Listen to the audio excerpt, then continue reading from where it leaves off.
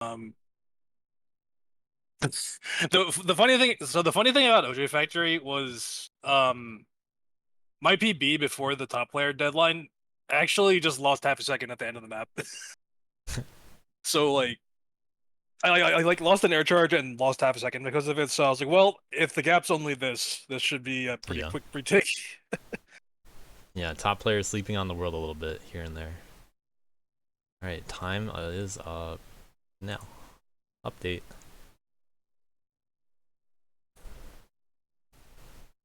Yeah, setting up the accidental snipe. 5 whole seconds. So let's see what happened.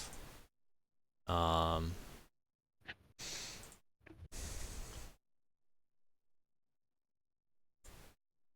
did Nighthawk get another PB? Sungoose just now. Might as well check it for fun. No, And Augie's with the win. just a little short. We'll have to check those out later. But good job to everybody for week 1.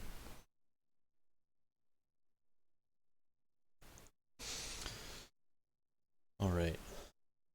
Is the music muted on this? Looks like it. Yeah, no, I have the stream muted because otherwise double audio. Yeah. Oh well, we don't need music all the time. So that's week 1 for DLC. We're gonna watch a bunch of replays. I'm gonna recap some point stuff that happened.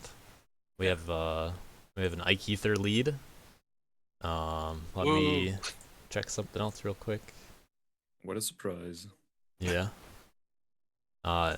Team or Ike Ether pulling away from V Ceilings in the final day. They were neck and neck, but have since bopped them on a handful of leaderboards. You know, you can see for each one of these categories, the points. That's just leaderboard points, placing well on the leaderboards, and challenges.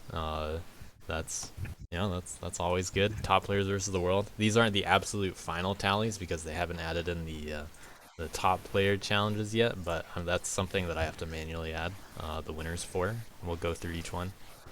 Some are not yet revealed, like the tasks will happen a little bit later when we get to that level. Curious about that one. Yeah. But you can see that we have only one tiny little blemish on the keys. Everybody did really well. Got a lot of keys out there. Now I can justify making inverts in red a little bit harder. Now that I can prove that people are able to get them and get a lot of them. V Ceiling's got a ton of keys, but they got to go a little higher on the leaderboards for a little bit more points. So with slightly harder keys, they'll be doing a little bit better, most likely. But gold through wood will probably remain the same for week 2. And then we'll maybe bump it up a little tiny bit for weeks 3 and 4. But you'll see what the key times are like next week. We appreciate the effort, YouTubers. You definitely worked hard to get inverts, and you deserved them.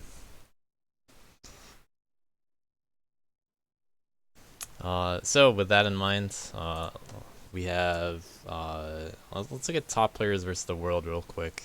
So the easiest way to look at this is there's a sheet on the bottom, top players versus the world, and this is going to keep track of the world records for each of the categories that are normally scored, and then challenges will be updated at the end of the week, so that'll be soon when we get to them. And this explains how the points work, but it looks like 2 of the records were won by the world, so good job to Arb and Nighthawk here. Oh my god. Both on OJ Factory. So that's responsible for most of the points, but challenges are where the world is going to win back more points, most likely. For shame. All the time. You will soon see how this is skewed a little heavily towards the world, in my opinion. But make good use of top player challenges. When we get to it, you'll see why we gotta focus more on challenges. They're really fun. So we see Arb got the OJ Factory win. We got some people in top 10. The early leaderboards, Epon actually with the OJ Factory early world record. So that was cool to see. Still managed to hold on to second. Arb on the team that made the OJ Factory, so it didn't count for early stuff. Yep. And yeah, we just got a lot of stuff to go through. So let's start with the OJ Factory. I am going to. I need to arrange my setup a little to prepare for this. Hold on.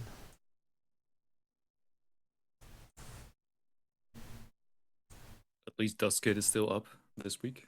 Yeah, True. that'll make it a lot better. Okay. Well, I mean, last week it was Dusky that was up. It was Hitbox that was. Oh, And- right. Yeah.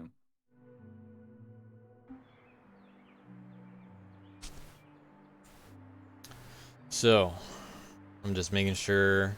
Oh, I should get the spreadsheet link out. Copy. If you guys like any maps, you should vote on them for fun. Yeah.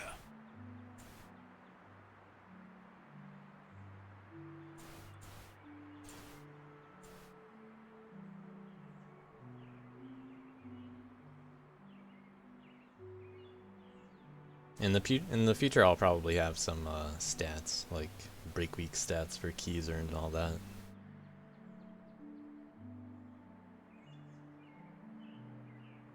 Just more stuff to do. Yeah, Zeke, what was the song on OG Factory? All I know is that the bass line slept. Hell yeah, yeah. Oh, it's a beat Pizza this hour. Tower. Okay, I don't know what that is. It's probably some anime stuff. No, it's a new indie platformer. Oh, really?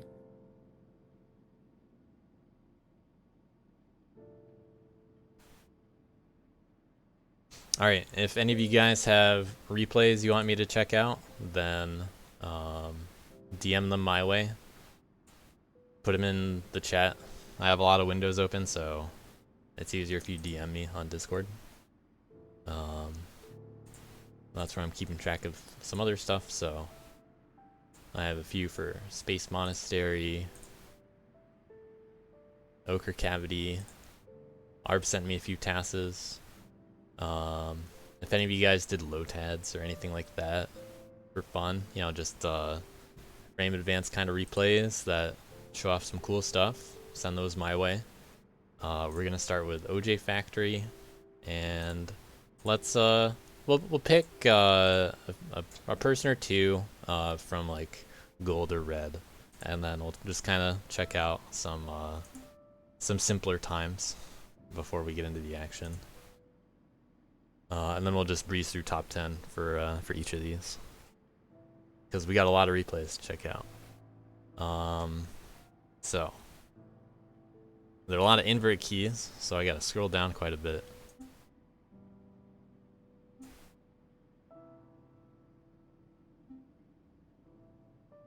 Right on the cutoff, we have Dozion earning gold, so 26, or no, I'm looking at the wrong one. Should be 25 now. Oh yeah, I was looking at the wrong one. 28.5 was the gold key. 26.5 was the red key. So we'll check out the top of gold, see what that kind of quality asks for. I'll turn on some ghosts.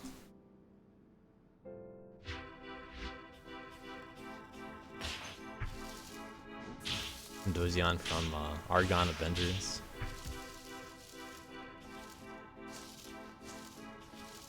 We'll see how many people I remember, what teams they're on.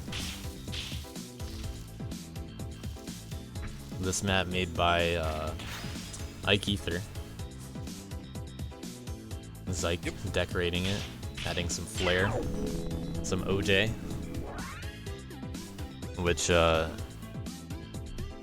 any of them in chat right now that want to talk about the level? I mean, Arb's certainly in the voice call at least. Yeah, I Outside mean, I don't threat. have to. I don't have any commentary on it. It's a map. Yeah. It's And definitely I a will map. say, I will say that the gameplay did very radically change from the first draft. Like maybe over the course of 2 days, the map went through, I don't know, 4 or 5 revisions. Zyke himself earning red key. It's a map. It is a map.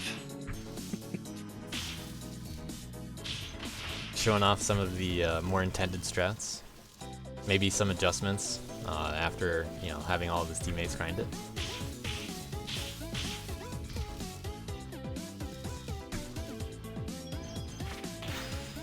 Getting to the super. So I was not sure if people knew about that super at a certain time. I feel like early in development, you guys were only considering supers at the end, from what I gathered.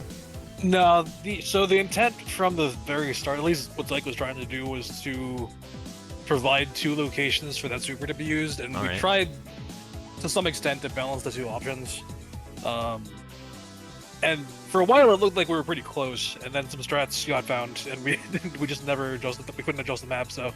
Yeah, I'm curious how the supers ended up comparing. I honestly didn't really look at this level too much.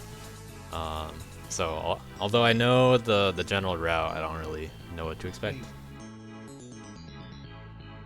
Yeah, I'm curious if everyone landed on the same spot there, because it certainly is possible to get these times with both of the super options. Oh, really interesting. Yeah. Yeah, I Steel don't think Echo going for the we boost on the looked at bottom. the first super hurdle. Or I mean, super at the end. Right. I think I clocked it as like not even a half-second difference or something. So. All right, Okay. Steel Echo Oh, we got that. goes for We got the, that strat. the full super on all the enemies. Yeah, so actually, now that we see that strat, so that was what we had in mind for the end super, and that's what we thought would be roughly balanced with supering in the turkey room.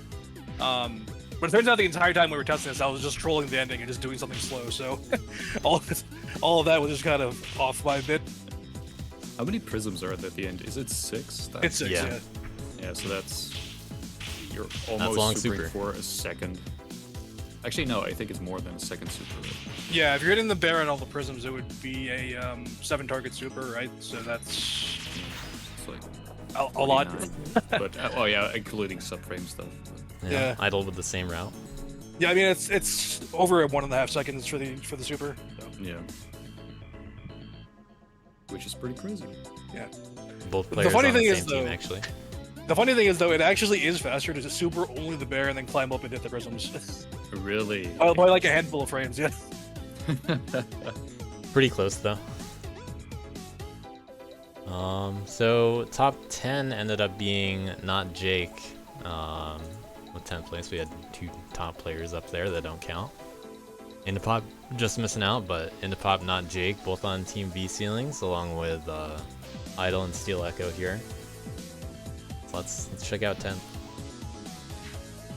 Lots of players in the 24s. We'll probably have pretty much the same route as those last 2. Same team after all. But performed a little bit better. Fresh has it right. I'm not Go taking Fresh. the boost the entire way through. Like, Wait, Fresh got crushed? What? I don't believe it.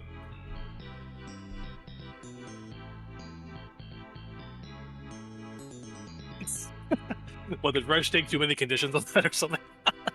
You're talking about the top player challenge on this one? Yeah, that one was hugely one-sided. We took some pretty silly challenges that, you know, certainly could qualify as unwinnable, but we gotta take something. Right. Yeah, what was it? It was down attacks only with no supers, right? Using Duskhead, I think. Yeah, Really? Yeah. That, yeah. Yeah. but Fresh wanted to give it a try. Yeah, fair enough. And we can afford to lose some challenges, no big deal.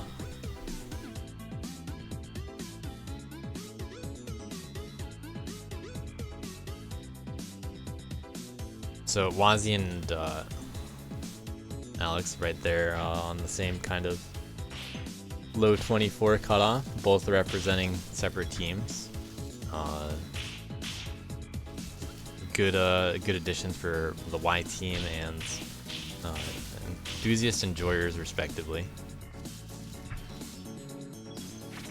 But most of the rest of the leaderboard above this is dominated by, looks like, just V ceilings and Ike Ether. Oh, and we got Nighthawk as third. He's on Argon Avengers. It was actually a really cool ending there, was he?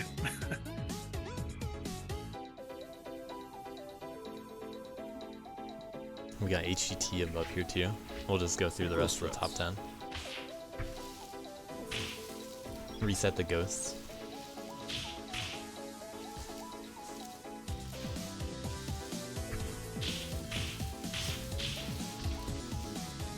Not too much variance in some of the runs. This is the V ceiling route right here. Those chunky Yeah, Maplers. It's going like a lot better of and better. strat sharing. Successful strat sharing. Yeah. HGT and Duck on the same team. Wait, Probably a HGT played? preview of. HGT actually did play, yes. Yep. Sick. Put up some really good times too. Very useful down heavy right there. He's doing his best, okay? Yeah. Still a good run. He does the super. Perhaps a preview of some ARB strats. But we'll see. Maybe ARB does some crazy stuff. Nothing particularly strange. But we'll see. A third of a second better, we have Game Duck.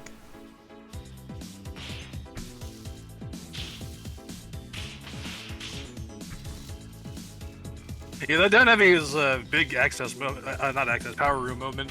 Honestly, I just completely, yeah.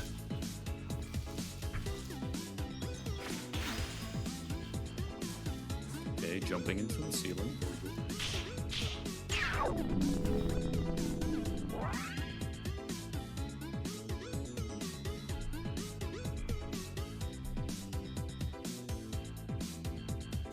Back to V ceilings.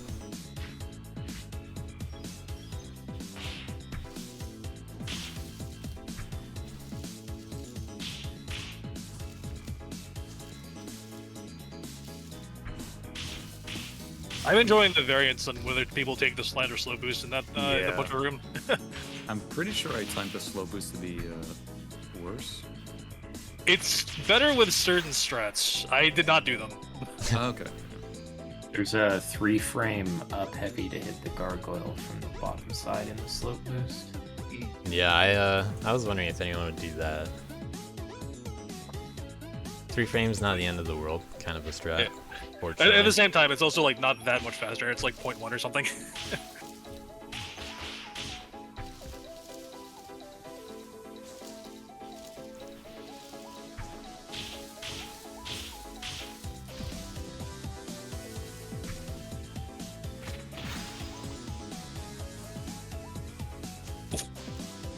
Big boost in the ceiling there. Saved all that time. Yeah, Yeah. Nighthawk fan in chat. Nighthawk fan club.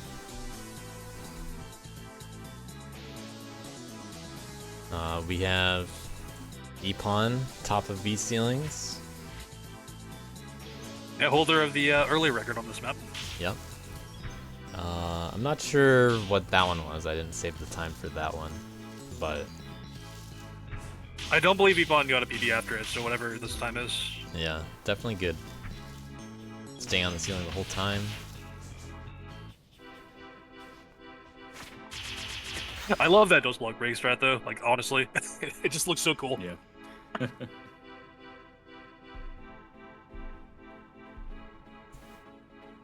Into the top players, we have Fishy, who had record for a bit here too. Probably right after Econ. Once the gates opened. I don't think he improved this one after he got it, but top players do not have a long window to submit replays on. Let me clear up a minor misconception also. Top players are allowed to check out the levels, even though they can't play them. Whoa, what the hell was that end strat? That was nuts. So, even though we can't submit any replays on them, we can still kind of think about the levels, practice a little bit. But we have a limited amount of time to actually submit replays. And we have to end a whole day early on the normal levels, which is ample time to come up with strats against us. Because we can't really do much testing with replays and all that.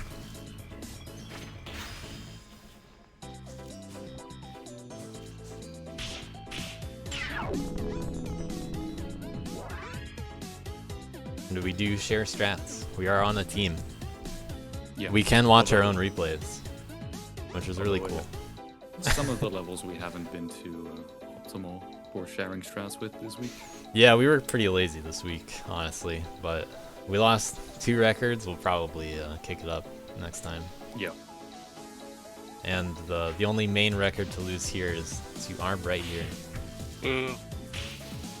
Oh, how do you do the heavy two? It looks like Arb's a little bit behind at the beginning. Ends up that's saving just some straight up time there. faster. Does the same super. A little bit of a worse boost. Looks like your ending is better.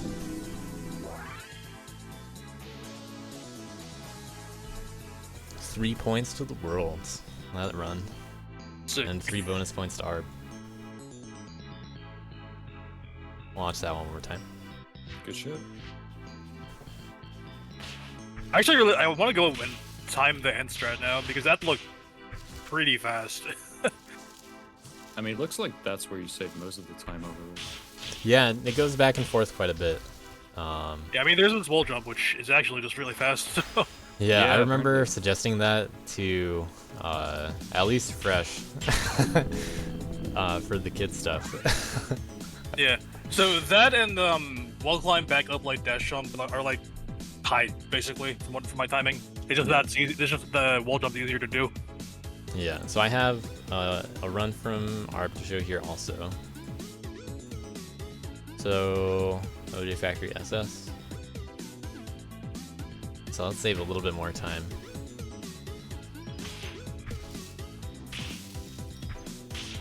So there's the up heavy strat.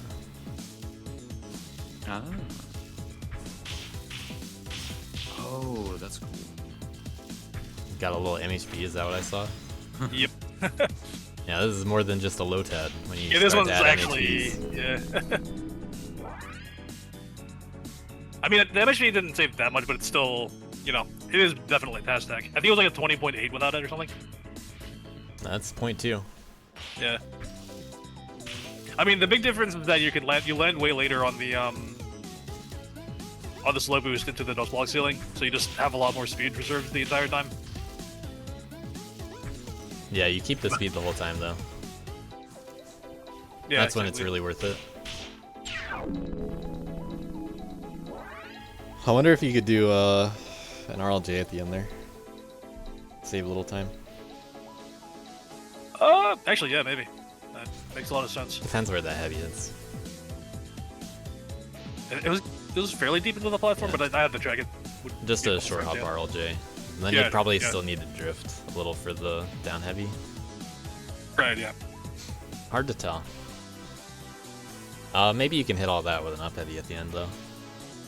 You can, yeah, but the down heavy would have more horizontal range, so. Yeah.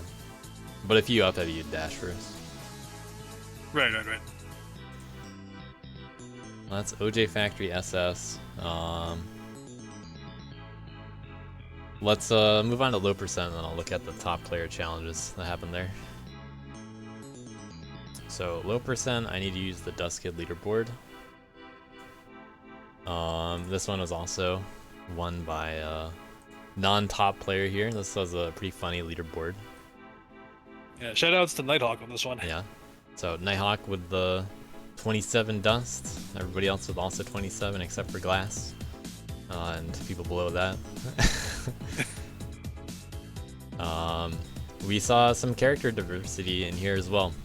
For a little bit, there was an all-star with Uckies, Fishy, Camel, and Duck on low percent. But after the top player deadline, you can see that all of these times have happened within the last day.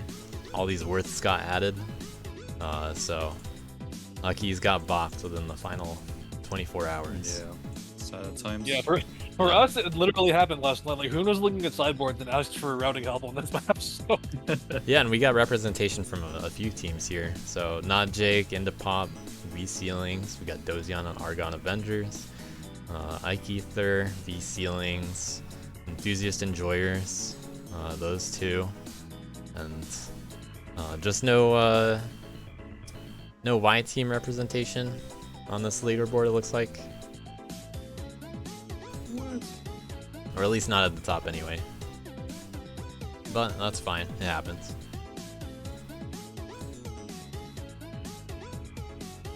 Alright, so going through these, I'll start with Ducks, who did briefly have record. And then I'll go through a few of the other ones.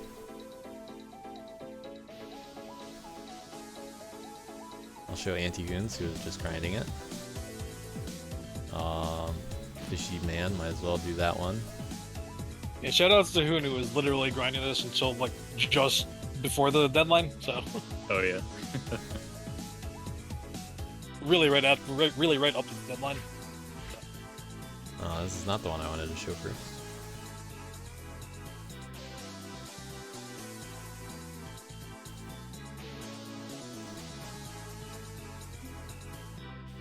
But you see a preview of Skipping Dust.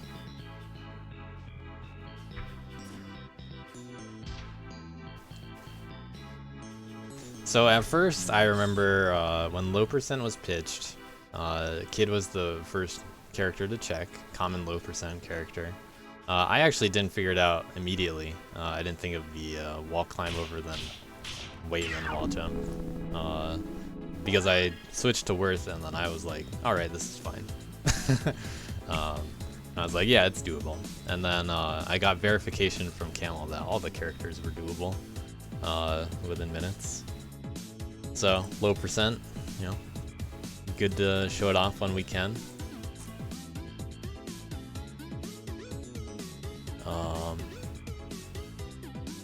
These replays are not in order. Hold on.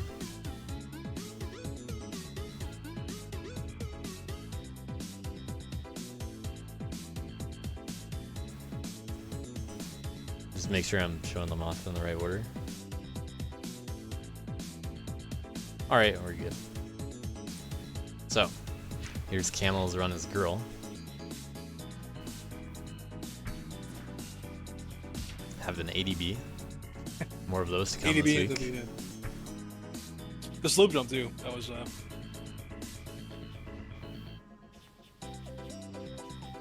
Girl takes the lead. No wall climb strat. Just barely able to do it without getting the dust.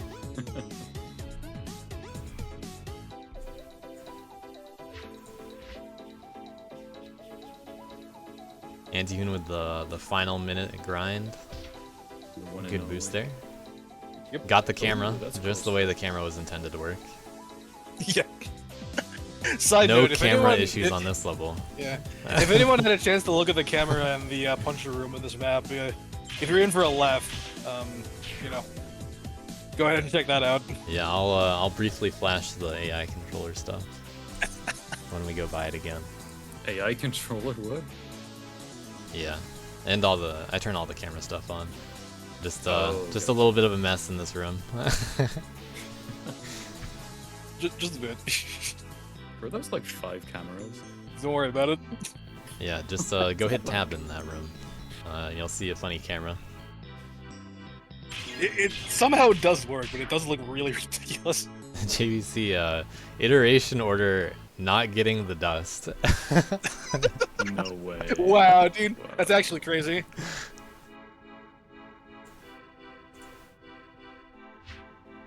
Fishy with the man run. Iteration order working in favor for once. Yeah, low percent Yeah. iteration order strats. That's actually hilarious. Fishy with a similar but cleaned up first half compared to Camel. A very good ending. I think this was also a record briefly.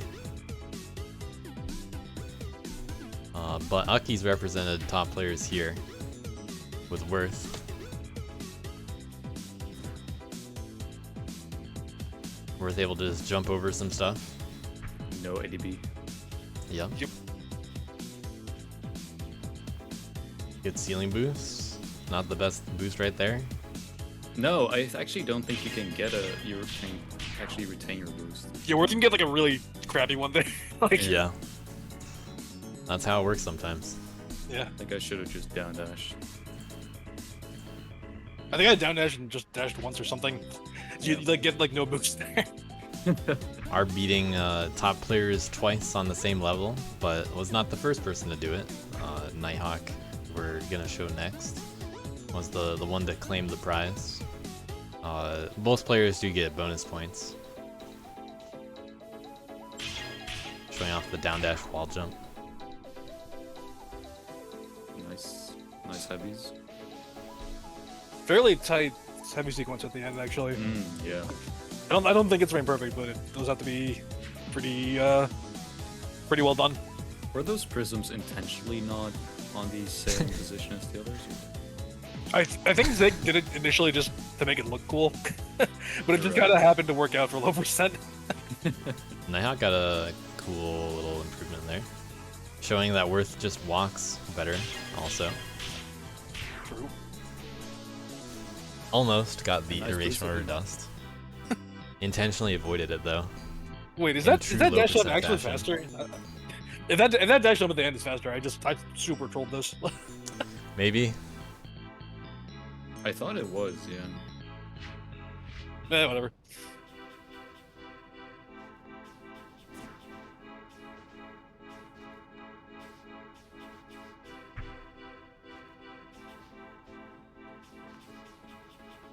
I think it probably gets stuck on a lower node. It's like if you dash off that if you dash off the plunger platform, it's like the one time it happens. Alright, let me check out what challenges happened on this level. There was a challenge between... there were two challenges from Kitar on this level. One was versus Holy Cow for SS. And then another one with the exact same... Or, no, that's a different level. So, Kitar and Cow had a challenge. You see Kitar's time here, 28.5.8. Cow with the 24.7. So good job to Cow.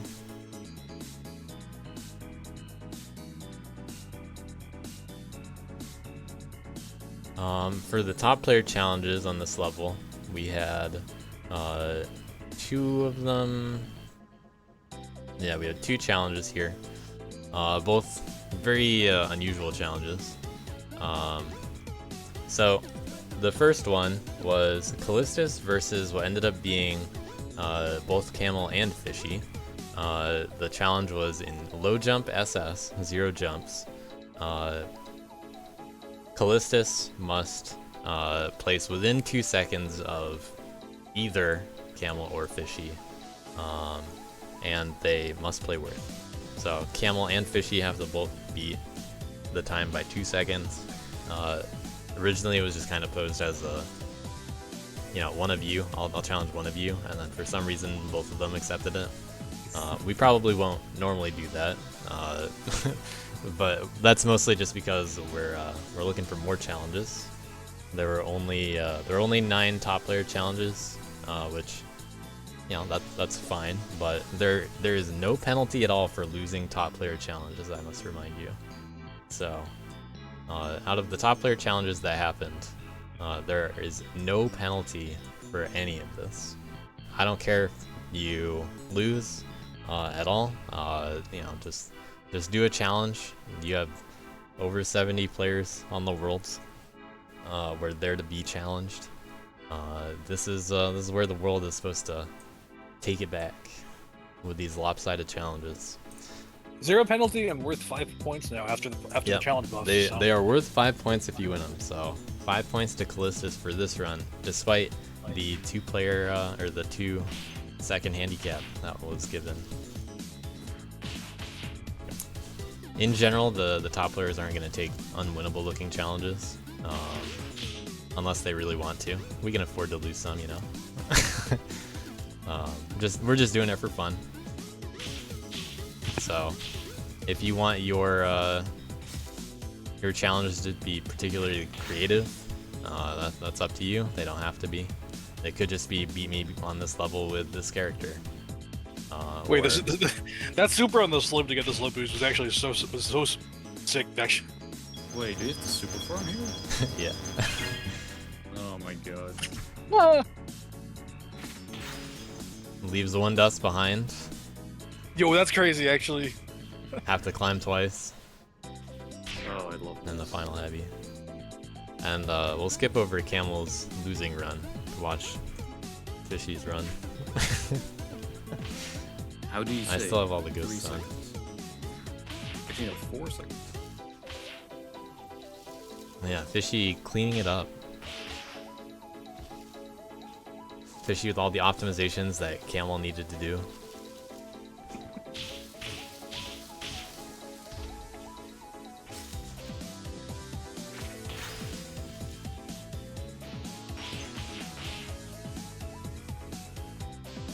I see. Doing uplights right here. So saving a lot of time on how the super farm happened.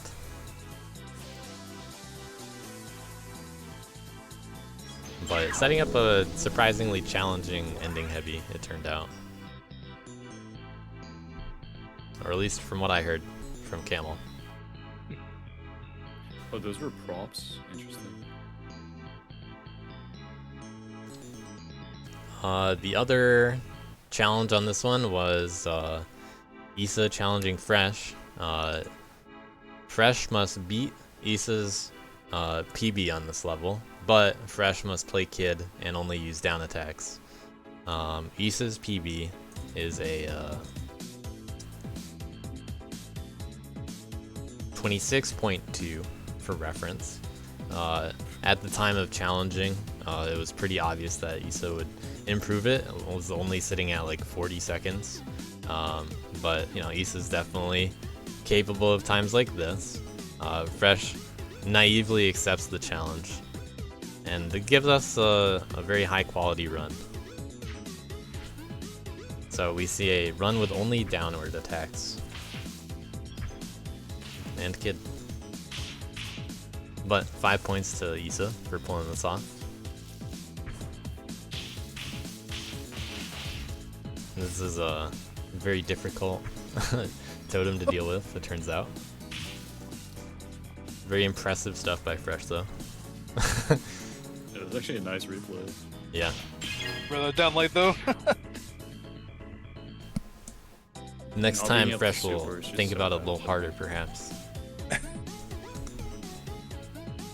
Because we're not looking for 3-second losses. So both of those ones go to the Worlds. Good job, Worlds. You're winning the gimmies. World destroying top players on this level. There is no down super. Yeah, I mean, I That's guess. true. There is no down super. And imagine if supers were actually directional. Yeah, Fresh, if you get a run with super, you might as well link it to me. Lol. Accidentally clicked that in chat. So, anything else on this level to show off? That's all the challenges. Where'd my leaderboard go? Week 1. Alright, on to Sugar Might by VC Links. Map made by Miles, I think, mostly, and decorated by Dello.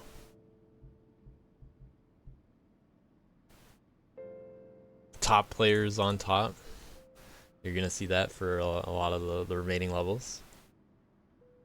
So enjoy your world wins while you can, and do better next time. but we'll tally up the challenges. Don't worry. This was also the 2-player leaderboard, which an advertisement, I guess. Before we start, there are only 2 players, 2 teams that did 2-player. This one is worth bonus points for top players versus the world, just so you know. And you can team with people that aren't on your team. So, for example, we could have Game Duck and Nighthawk team up and represent the world for 2-player. So I highly recommend a little bit of working together to try to beat the top players on this one. Otherwise, you get what is clearly the best from V-Ceilings right here with some fancy camera movement. Split up between Not Jake and Phantom Matt. Hopefully that's easy enough to follow on.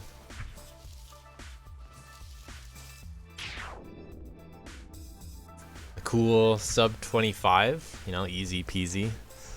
Sub 22 even. But since there wasn't too much competition, might as well show it again. I do hope that people check out 2-player. It's worth some bonus points for fun, just for the top players versus the world. So at least try to beat the top player time and work together.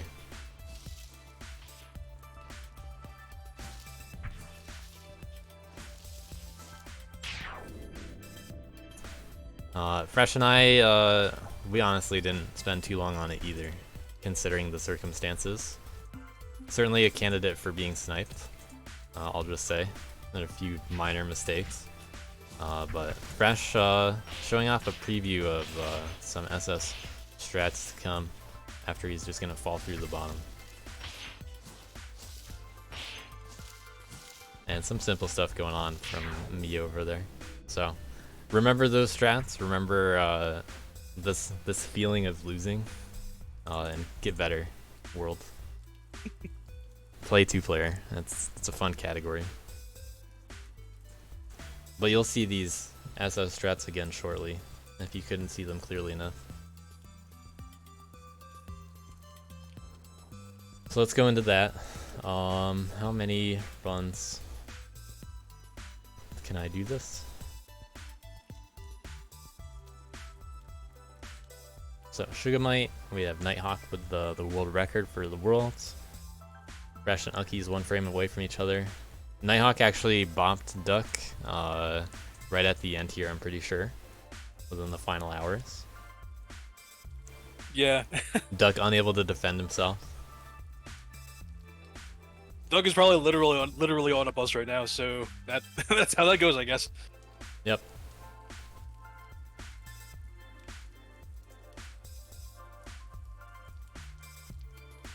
Okay, plenty of invert keys to go through here. This level actually saw a few late changes in its development. So a few things got nerfed all of a sudden at the end, and I just kind of had to make a guess at how much time it saved all of a sudden. Didn't guess low enough. Saw a lot of invert keys, but sometimes they're gonna be easy, but not easy enough for JVC. Only a red key player here, if you want to make fun of this guy. That is unfortunate.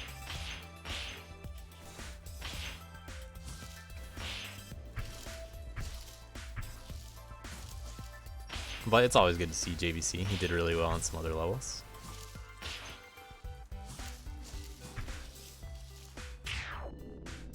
Clean run nonetheless. Just a little bit off the invert time threshold. But the question is, how do we save all this time after that? How do we save 3 more seconds with that good of a run? Indeed. Let's check out what Dello did, the one who play tested the map the most.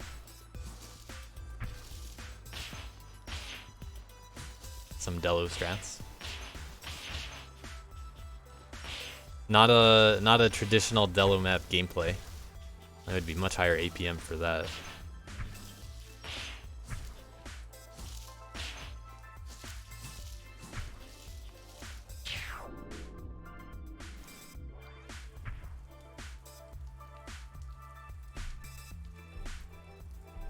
Were there any challenges on this one? There are actually a lot of challenges on this one. Yeah, there was Duck Nighthawk and then Yeah, Duck Nighthawk. That one was worth a lot. Cork Actually, I Wazi think- are here. I think Cork and Duck too. Yeah, Cork and Duck. Cork going double on the map. Callistus and Quantum Coral. Quantum Coral. I feel bad Okay. about that one, by the way. Hey, you're the one that got challenged. That's fair. Yeah, this was a fun map. Let's check out Callistus's run real quick. We also have Sasha and Antihoon.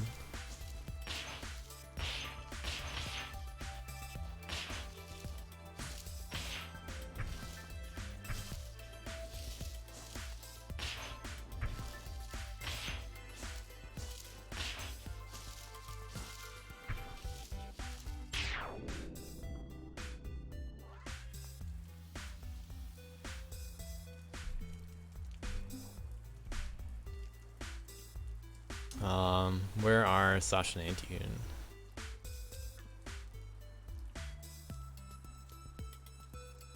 I think Hoon was somewhere in the top 20. I don't remember if it was higher than that.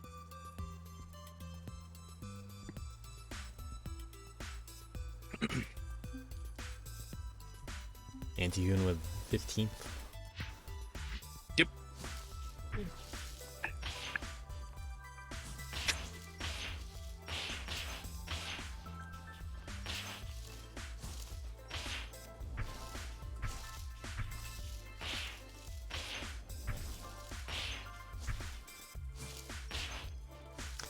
Some noteworthy differences between man and worth strats. But I think we'll see a lot more variety in this level. I definitely would think so. Kind of akin to Avocado in the sense that it's fairly macro route oriented. Alex Speedy making a 10th place for the Worlds, earning the points. Cute little dash jump.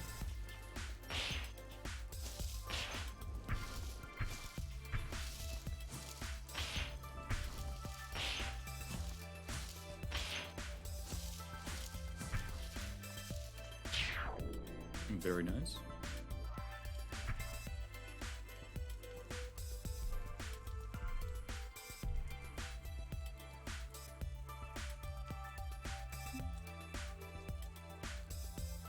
We have a showing from Indapop as well. You. Indapop back in action for some DLC fun. Yeah, always good to see returning players. Yeah.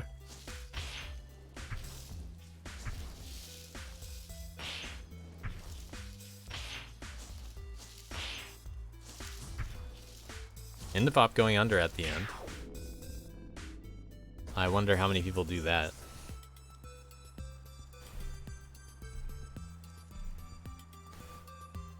Is that the secret strat? Is it? Dozian on Argon Avengers this time. Did really well in DLC 3, but will he clutch it out this time? Standing still for a light there. Nice. Plan. Let's go. Alright. Not the cleanest ending, but really good nonetheless. 8th place. Just gotta ignore some top players real quick.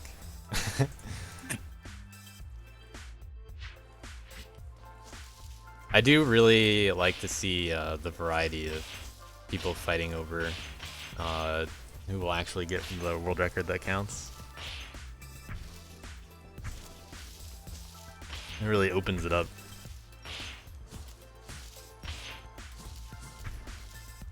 Alright, Quantum Coral going under. currently dwelling in basement.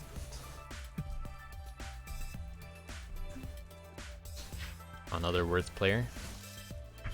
Wazi over here. Known worth player.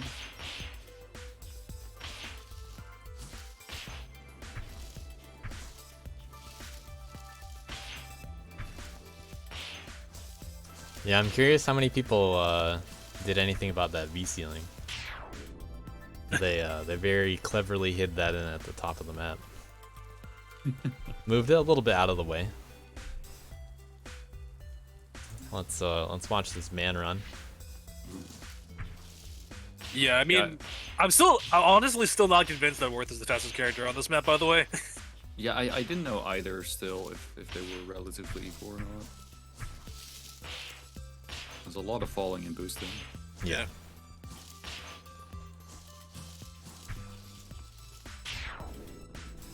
Arb showing that This man can hit definitely this looks like too. a solid run. I'm gonna watch this one again to get out on the ghosts.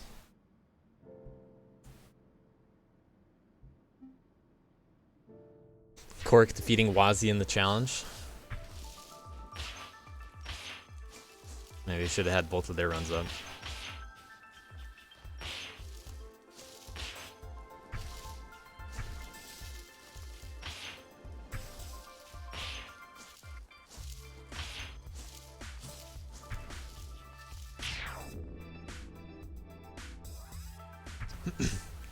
Cork with the +5 for Argon Avengers with that run. 52 pickup. It's on Y team, right? Yeah. Third place for Y team.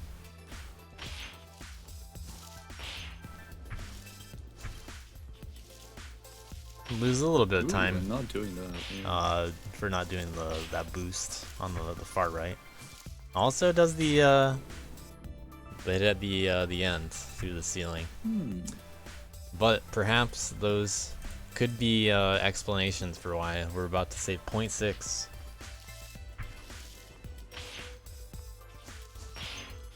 Duck with the double light. Very cute. There's the boost. The downlight that looked kind of useless because I think he just got that dust. Yeah, I don't know. Maybe I'd have to look back. I gotta look back at that one. And Duck also going under at the end. Interesting. I'm curious what Nighthawk does now. Yeah, Where how many can he people save go time? under? Perhaps the top players don't go under? The Nighthawk also does the downlight there, which was very close. Nighthawk lands on the tile there. Alright. And does an up dash at the end. Very nice. That's worth a bunch of points for Nighthawk, winning the challenge over Duck. So that's +5 for the challenge, and +5 for the world record for Nighthawk. But not another bonus for beating top players this time. We have Uckies and Fresh. Yeah, Fresh and I had quite different strats. We never actually, well, we shared them, but we never actually chose the optimal ones. Yeah, we have a collection of differences between the two of these players, which in my mind made it a slightly easy target for potential world bopping. Because Thought so, yeah. yeah, because hey, what if they just combined these strats? What if they came up with them? Fresh opting to get the dust from underneath. That does lose a little time early, and Fresh loses a little bit of time in the long run for it. But Fresh catches back up at the end here, does a very difficult heavy, and an up dash at the end. I'll show this one off. There's a little quirk that I want to show off with how this works. If anyone's familiar with how the Atrium SS task works, you'll be very familiar with something, I'm sure.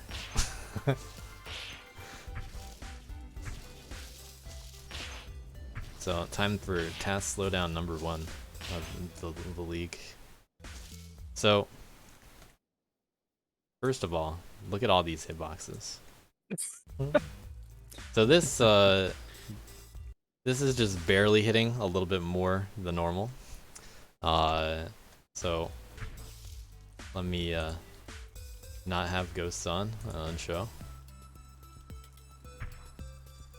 Ghosts. There we go.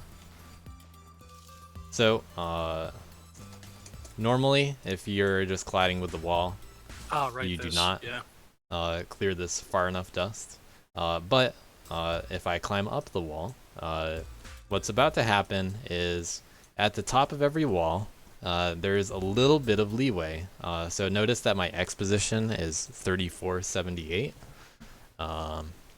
When I climb up the wall, I start to move a little bit to the left the closer I reach to the top. So you can see every subframe, Worth is actually moving a little bit farther left, and the collision with the wall is a little bit farther left. And it's in this area that the heavy actually hits. So that's your little task tidbit of the day in this case, where this very small positioning, in fact, is required to hit the heavy. So that's used in the Atrium SS task. So Dello did as good of a job as he could, I guess, to make that heavy not able to be just hit with a side heavy. But yeah, I forgot about this too, because I didn't think people would go that far over. Hey, you could have added more dust. It's not just on me. You nerfed other things about the level.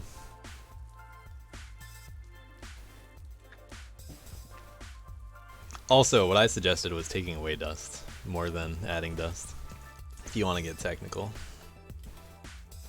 That's what I usually tell people to do. Take away dust. But we see the downside of adding more dust. It makes it easier for Worth. But that is, those are the records. Those are the top player records. We have Apple any percent on this level.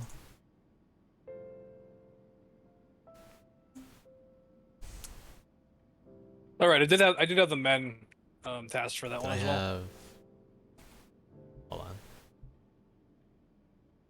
Okay. I was just on the wrong level. Yeah, I'll check out that one first. So, Arb claiming that this is in fact a man level, by the way. And here's your proof.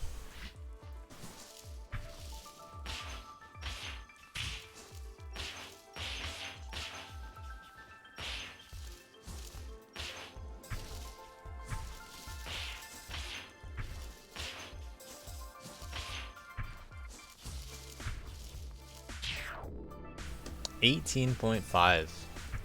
Damn. Pretty difficult to get all these boosts, of course, in exactly this way. But it is, it's certainly believable that you could do this.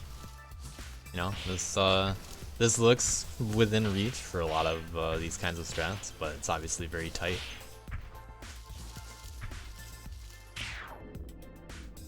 Usually you have to take a certain factor, like, you know, add a second or two depending on how long the level is to the task time, and then that's reasonable for a human to get. You see it on all the normal leaderboards. You know, our maybe could have gotten in the 19s, I guess. It's kind of up to you what you think you might have been able to do. Maybe. I'm not sure I would have been able to take out the top player times here, but I think I could have slipped into 19. Would have been tough. It's that the big factor there was the side heavy on the right, which I thought for a long time was just not doable with men, and literally figured it out this morning.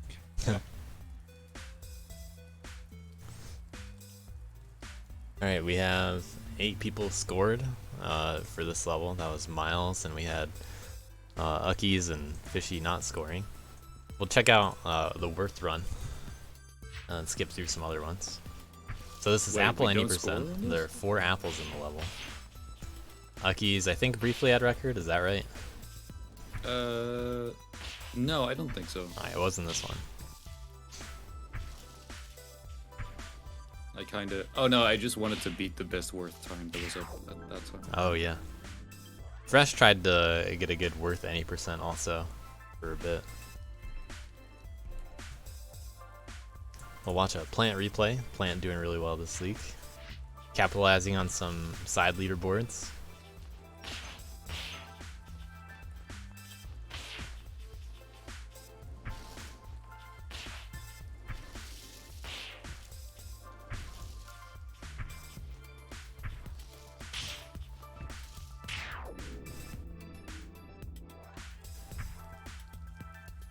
My chat has to keep up.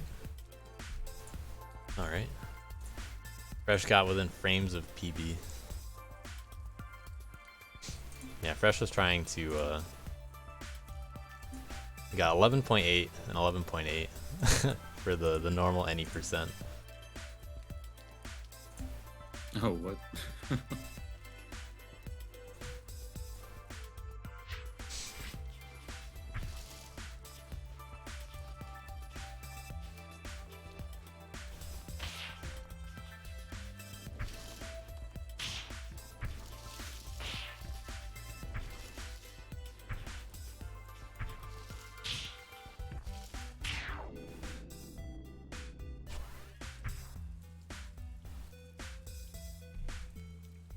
And we keep skipping down a lot of time each time. Big improvements. This did look like a pretty challenging any percent kind of thing to do. I mean, you gotta go to 4 out of the way places and then end the level. We have a better ending by Nighthawk using the ceiling. Fishy nearly 0.4 below that.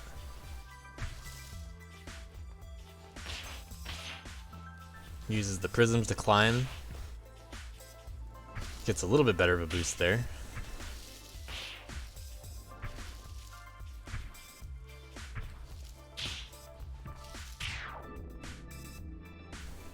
And just going straight for the apple. No fancy stuff around there. He doesn't need it. And he didn't.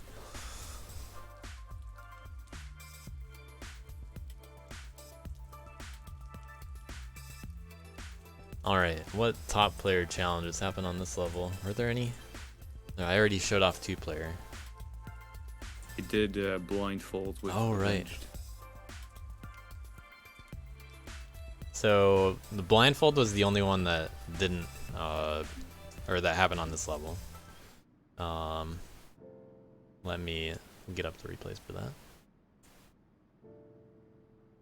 No need to download the blindfold plugin for me to watch the replays, fortunately.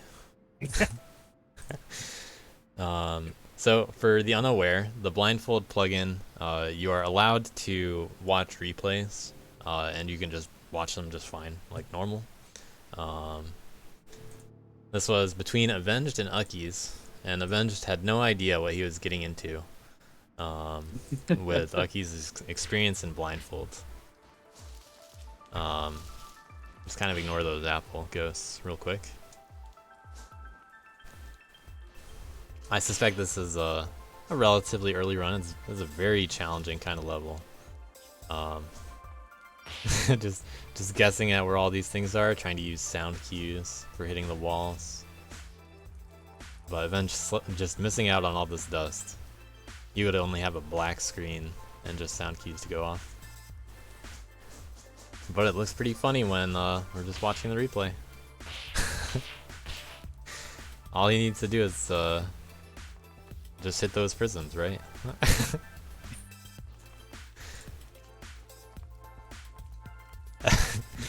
Come on.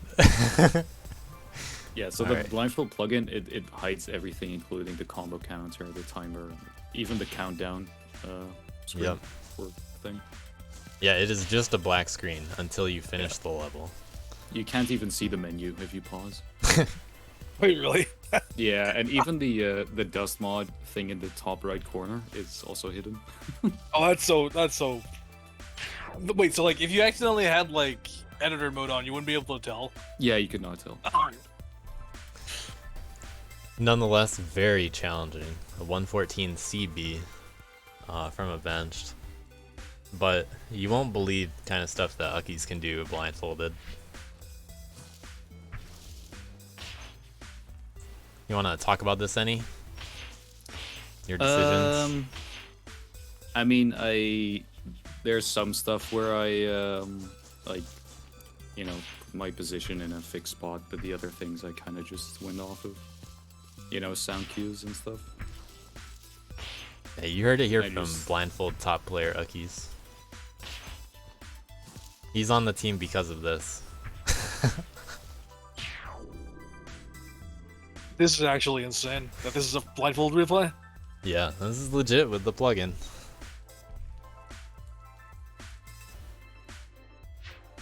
I also got to witness a separate challenge between Dello and Uckies with blindfolds. So I got to see for myself what Uckies does when blindfolded. And he's Yeah. really quick at learning these strats and being able to rely on certain things.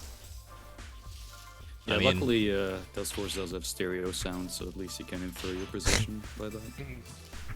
Yeah, but the funny thing is, even you saying that is just like unbelievable to someone that doesn't know how it plays out. Because if you're unfamiliar with it, it's really hard to get a grasp of where exactly you might be in a game like Dustforce, just from the sound.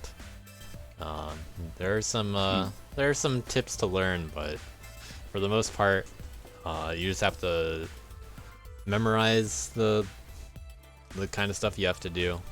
And Uckies has that muscle memory down too for some bonus timings. Yeah, I think it's more that I just have the map in my head. Yeah. Demonstrating a good understanding of that, to say the least.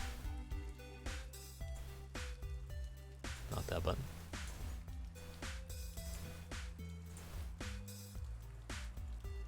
So that's another win to top players for the challenges. There are a few of those left.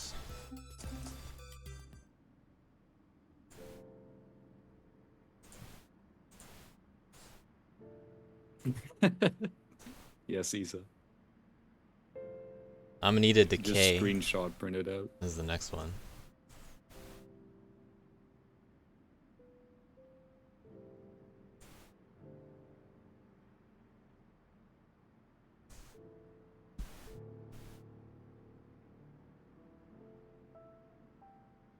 Fishy grinding 80% for some reason. Yeah. All right, so on Amanita Decay, we'll start off with the side leaderboard on this one. So this is a Worth low attack SS run. Fortunately, most of the SSs here seem to line up for low attack. Not many Worth PBs on this run, on this level. But that's because it was a man-girl SS leaderboard. This and the next one were just man-girl. But also, obviously, not really a Worth kind of level. Lots of boosting. But some pretty impressive stuff is needed to not attack any of the dust as Worth. So taking away one of Worth's only advantages in a level like this. So let's watch one of the lower ones on here, and we'll kind of get an idea of how challenging this kind of thing is. Gonna guess. Cow's probably a good one to watch. So, gotta touch all the dust. There's gonna be one light for every prism, except for the ending of the level, where you can hit 2 with 1 light, and you can also you also have to hit the big prism with a heavy, obviously. Cow showing off the Worth ADB. We'll see some of that soon. Yep. So a light attack counts as 1, and a heavy counts as 3, and a super counts as infinity. Supers are banned in low attack. That's how it works on Dust Kid. Low attack. can still chime in. Alright, let's watch an Issa run.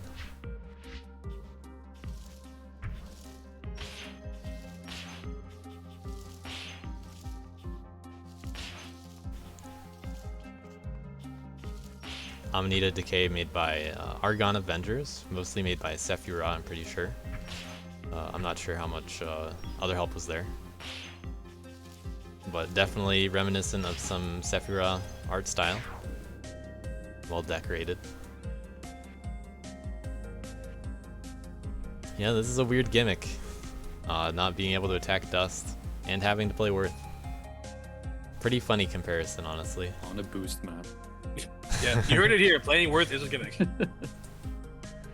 Let's see. Invert on the Worth leaderboard, because this isn't a low attack leaderboard. For fun. 3 players beating out Invert's PV. I mean, this is just to show off that Worth is not good at everything in the game. Yep. True. He's really not good if you can't attack. Yes. Temp flexing on Ooh, a gimmick map also. It has some good ideas. those are some cool jumps. We see the ADB before it starts to get really fast.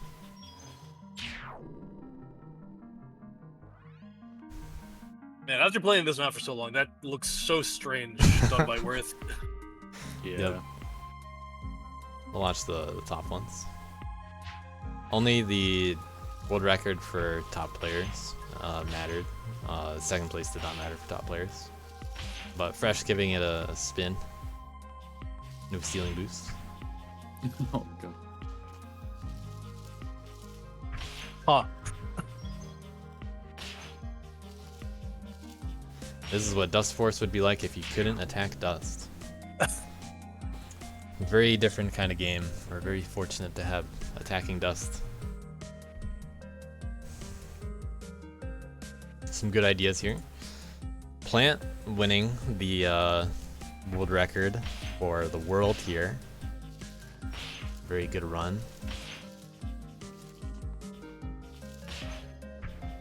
Defeating Temp by 0.6.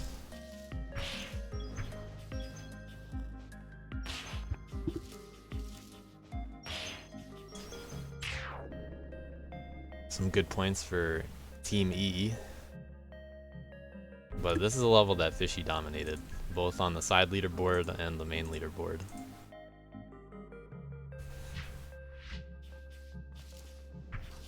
He has a very interesting beginning.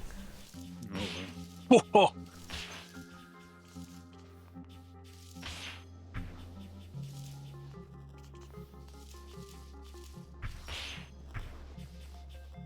Nice booster. Impressive ADB from Fishy.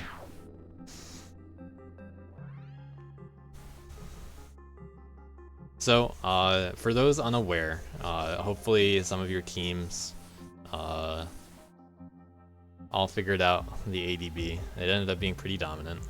I can try to explain it for everybody. One of these runs I'll pause in there for man and show it off.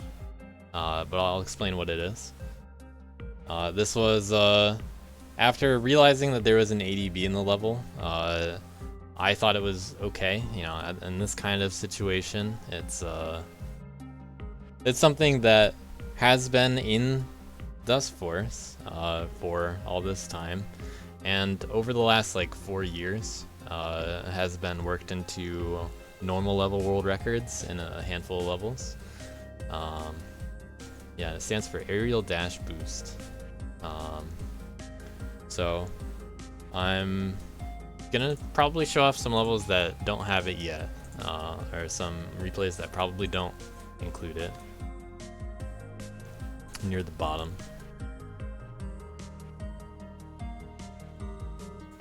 The bottom of inverts or red keys, perhaps.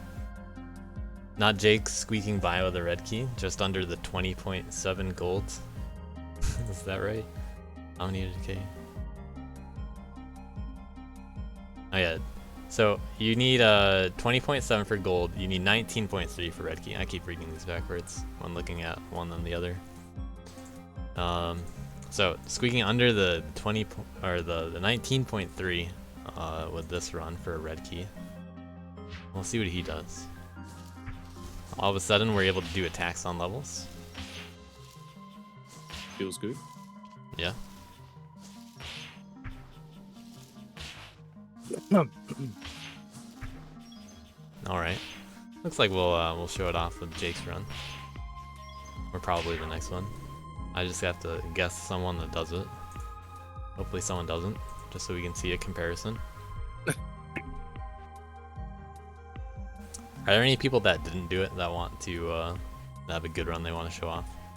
By the way, Surely JBC did not do it.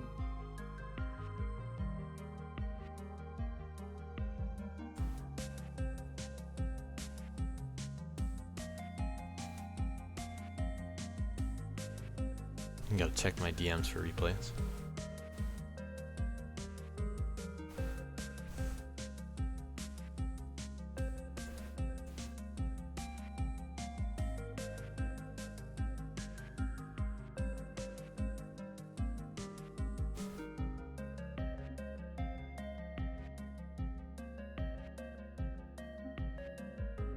I'll just pick another run. Monkley with a much better start.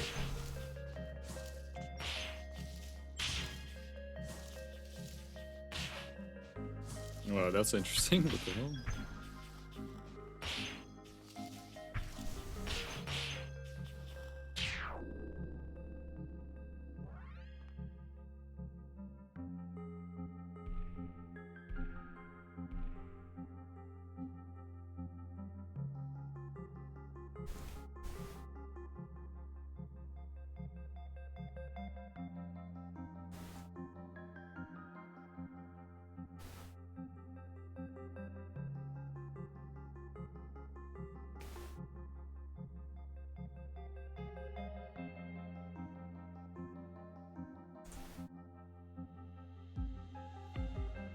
Alright, I'm just keeping track of something else.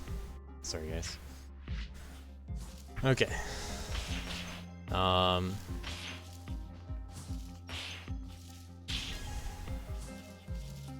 So, plant, this ended up being, I'm trying to see where this is on the leaderboard. So this ended up being 8th place on the leaderboard. 19.3. I didn't even watch it, honestly. I'm a little distracted. I'll just play it again because I honestly, I didn't see it at all. Your route's different? Okay. Yeah, Doug. No, Doug took a Juggermite.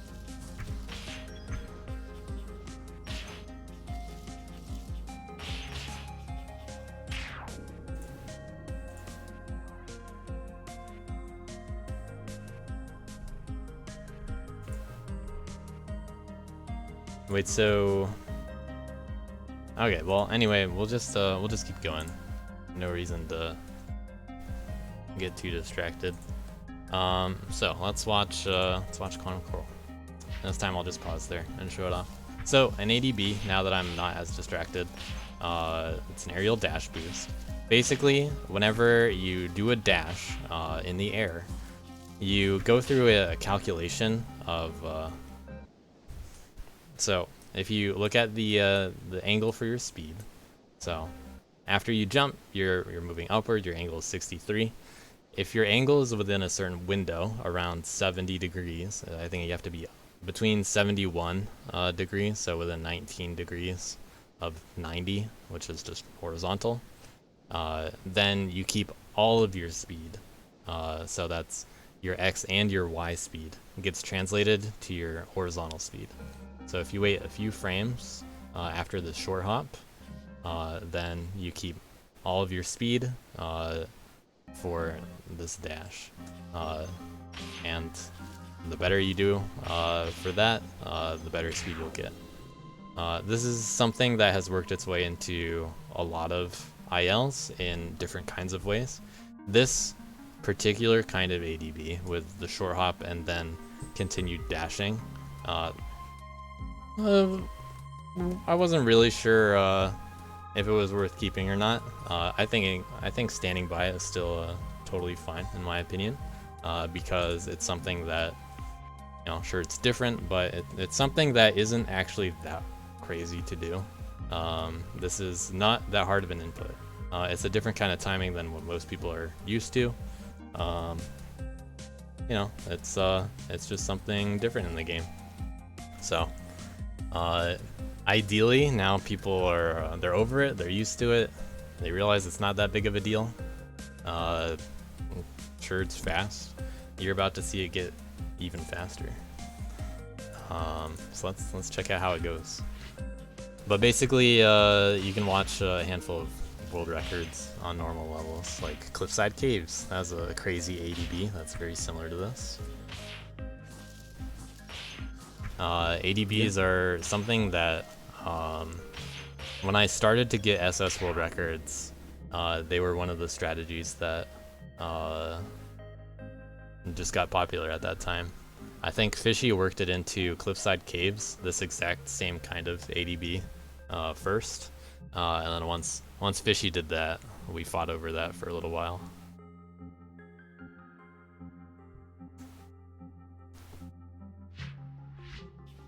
But is there an even worse strat in this? Yeah, unknown. I see a good run by HET.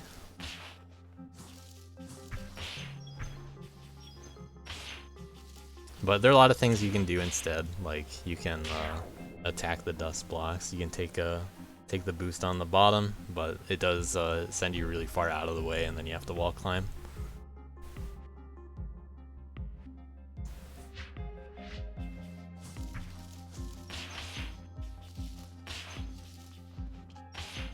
A lot of variance at the start here.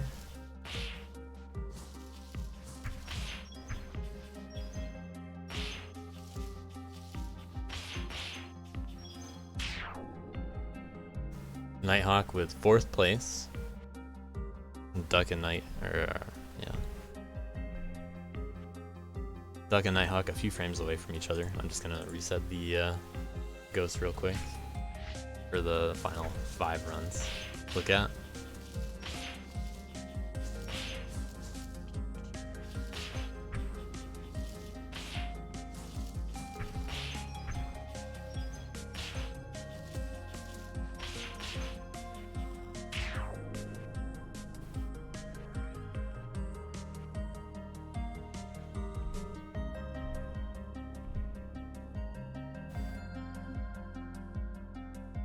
Alex Speedy with 2nd place. We have 3 top player replays up there. Only the top 2 ended up counting. So even though Arb beat one of them, doesn't matter. Yeah. had to beat all but one at least.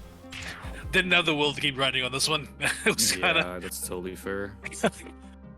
Yeah, Fishy got a killer time. Yeah. Mm. I thought maybe given some more time I could beat Lucky's run. I didn't think I was gonna go over Fishy's. Fresh with a better beginning, showing off some stuff at the start. You see Fresh taking over with the big amount of slope speed, despite needing to backtrack a bit during that earlier section, but clean overall. Time to check out Arb's run. Okay. And you have a low tab for this too, right? Or maybe even Yeah. a whole TAS? This one, it's probably closer to TAS, but we'll see. Arb in the lead after that variance, but Fresh caught up after the ADB. Just a little behind though. Yeah, my ending was kind of botched. Yeah. Oh shit, man. But we're gonna save Yeah. another third of a second real quick. Indeed. I won't say this was the highest quality run, but it does feature a different strat, A Really? different strat. which is why only do 1 ADB if you can do 2? Okay, so you actually do go for that. Yeah, why only do 1?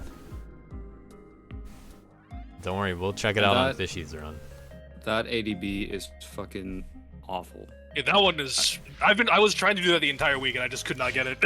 I'm pretty sure just you can't do it on some frames with some speeds, I think. I mean, I was You doing have it to with be a fast enough. yeah, I was doing it with a full jump ADB off the dust block instead of doing an air jump into hitting. But even with that, And Fishy just goes so fast through that section. yeah, Yeah, this if you went for this was not a fun grind. oh boy, Yeah, if you get this well, then you save so much time. Yeah. yeah, the level's dead if you do this, but it's like Yeah. yeah, So actually, very what easy Fishy to clip does the right ledge here. So yeah. The crazy thing is too. Oh, so good. if you I already explained the ADB here. You wait for the right angle and then you dash. Well, this works at any speed as long as you have the right angle, and that applies right here too. So I have 71.6 for the angle. So Fishy dashes and gets to keep all that speed. You know, back up to 935 speed, and then even after that he gets another little low boost. So the speed that Fishy has through this entire section, he drops very little of it. It's very impressive. So that's a more challenging but very minor kind of ADB, and that's the kind of thing that you actually see in so many levels, which is why I wouldn't cause the level to be re-uploaded for a strat like that. This is a totally fair game. Yeah, Fresh, This that's is about normal right. gameplay. This is top player gameplay.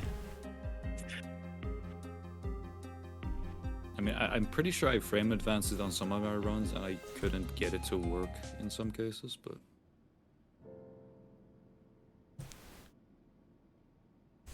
Right. I guess now we can get right at the test. Yeah, let me Ooh, check yeah. if there are other ones. There was a top player challenge here, and there was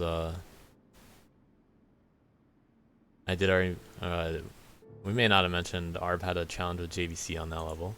Arb cleanly winning. But Yeah, I do I'm have a not task sure. to show.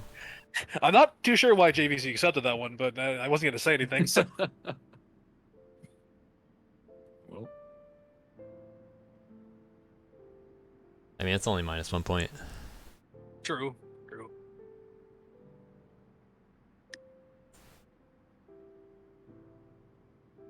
There it is. All right. Let's save even more time. Arb showing off how fast you can go if you do that earlier strat. And then doing even better ADBs. Able to keep a lot of that speed. Those backlights are so fucking disgusting. Yeah.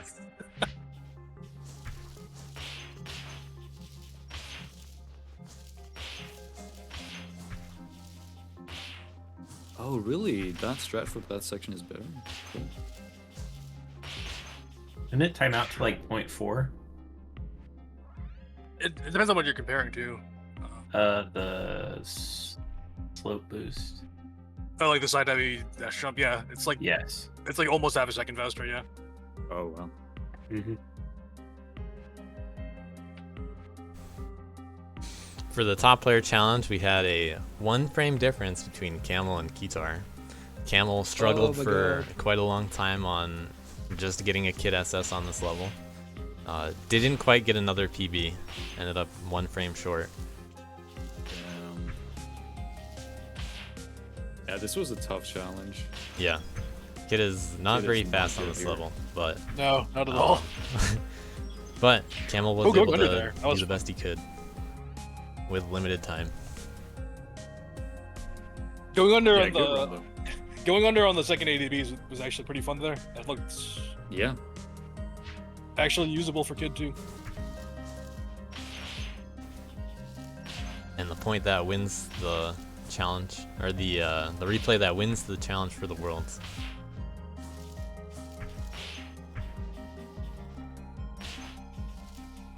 Kid often able to keep up when it comes to ADBs. That was so Gets close. that extra dash. Oh my god, the right, And right one frame right away. there. Good shit, guys. Well done, Guitar. That's +5 for his team.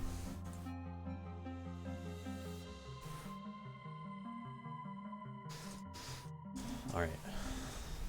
On to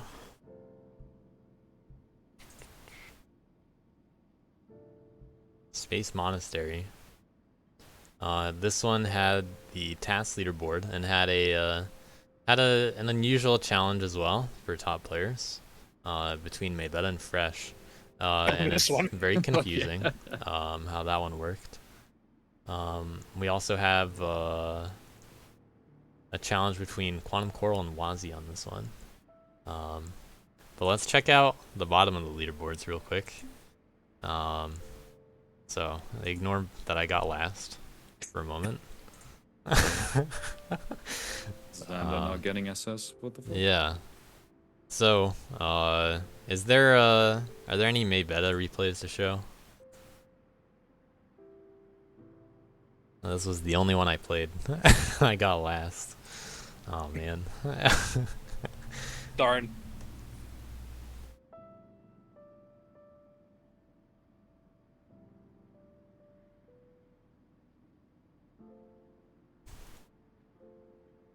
Yeah, I Okay, don't know so how the easy challenge Maybetta between replays these is. two. So Maybetta said that she needs to get she thought she could get an SC in 2 attempts, and we made sure that she meant CS because SC is very different than CS.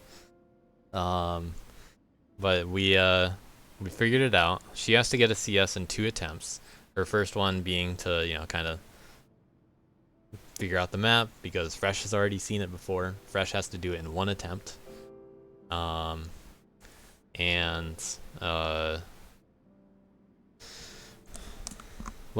she ended up getting a CS on her 4th attempt, and that unfortunately is a failure on her part. So it's on Fresh. Can Fresh do it first try? And for Fresh, the strategy is to count the dust in the level, and make sure that he gets a C complete, and then he'll go through the level, not drop combo, and he'll get what he gets. And hopefully, if it's C complete, then he wins the challenge.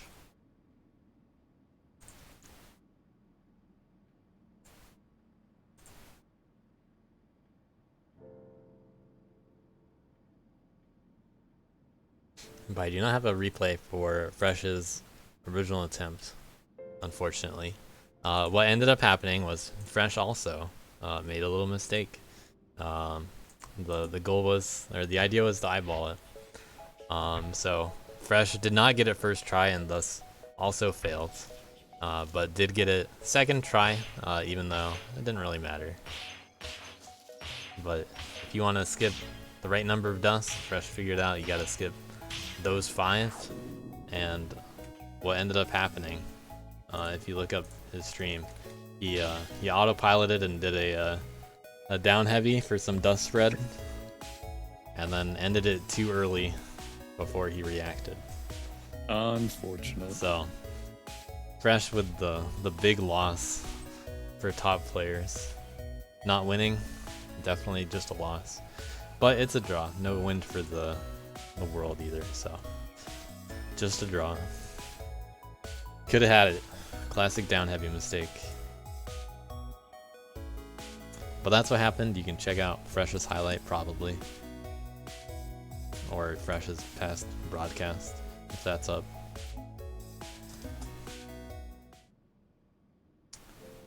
But that's the deal with CS anyway. We'll start with any percent. Might as well do what I did, right? I may have gotten last in one category, but I got first in the only one that I played. So any percent was the side leaderboard here. The shortest IL, very close to the short ones, but a little bit faster, low 7s. I managed to squeak in a sub 7. Indipop and Fishy got 6.999, which is sub 7 as far as what keys count.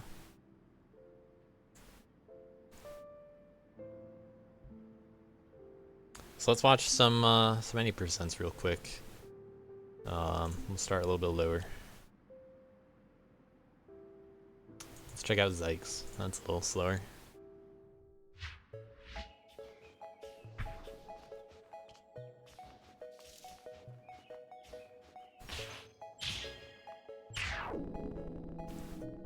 Alright, 3 attacks at the end there.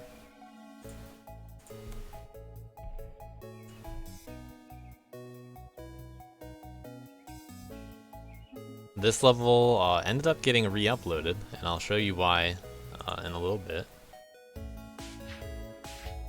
And one of the reasons was because of any percent specifically being a little bit annoying, because you were able to do an extra double heavy, so we're forced to attack those 2 prisms separately now anyway.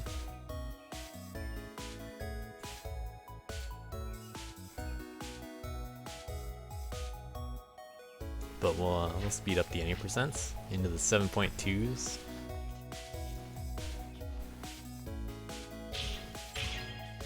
Not Jake going for a different double heavy, doesn't really matter honestly. Both of them are doable.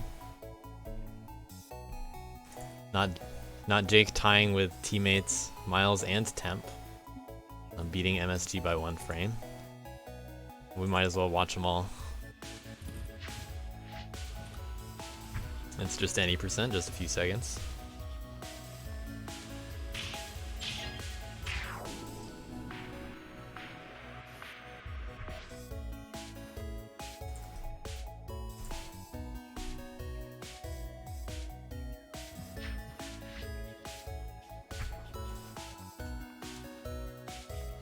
Separated by their ledge cancel times and how quickly they get everywhere. But all tied in the end.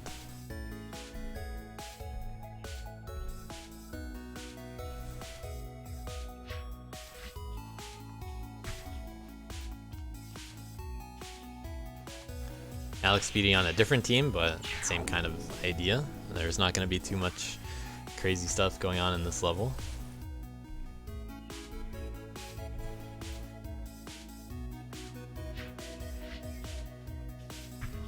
Outplaced by Plant by 1 frame, same team.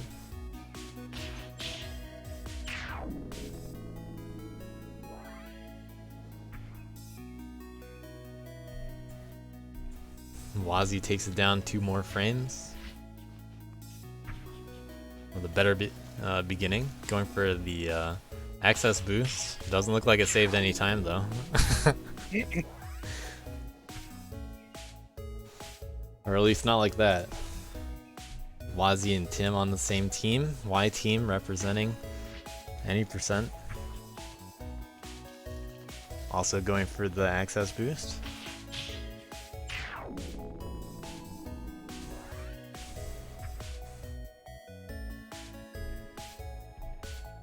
Indipop representing the world. With the technical sub 7. Gets a neutral jump. Little stealing bonk.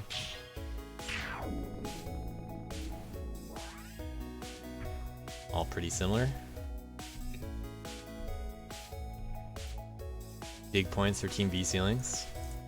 Only tied Fishy though, which isn't worth anything special.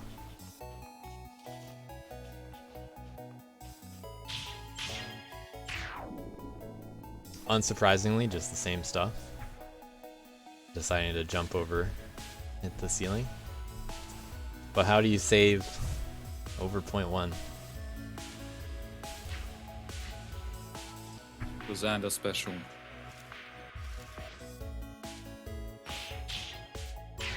And it turns out it's just better. Yeah, there really wasn't too much to this one.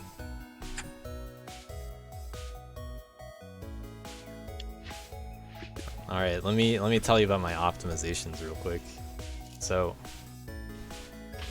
this light in the corner was very tight. So let me slow down when we get there. First of all, make sure you land as early as possible. That's step 1. I took the lead early. I do a neutral jump. I get a clean 5-framer. That's big. I get a boost. I jump about as late as possible. You know, just climb over the ledge. Had a good ledge jump. This light that I do, so I do a neutral jump, and then I just tap left a tiny bit, and then I'm holding right. And this barely hits. I mean, the hitbox went away, but this is a very well positioned light. That's where I saved most of my time. And then I had a clean dash here. I jump into that ceiling for the clean 522 speed. That's better than 495. And then I get a good heavy. That's as good as it gets. Yep. I would have guessed a low 6.8. Would have been a really good run, but very clean. I did my one thing well this week out of levels that I played, so good for me. Never underestimate the 522. Yep. Yeah, that probably saved the frame or two. It's actually such a huge difference. Yeah. Like everywhere. All right. So on to real categories. Actually, here's what could have been. Here's the original version of the map, shown by Dello. Very difficult side heavy, pictured in the announcements channel. But not quite good enough. I had to make sure I beat it out. And I actually did first try. Yeah, first replay anyway.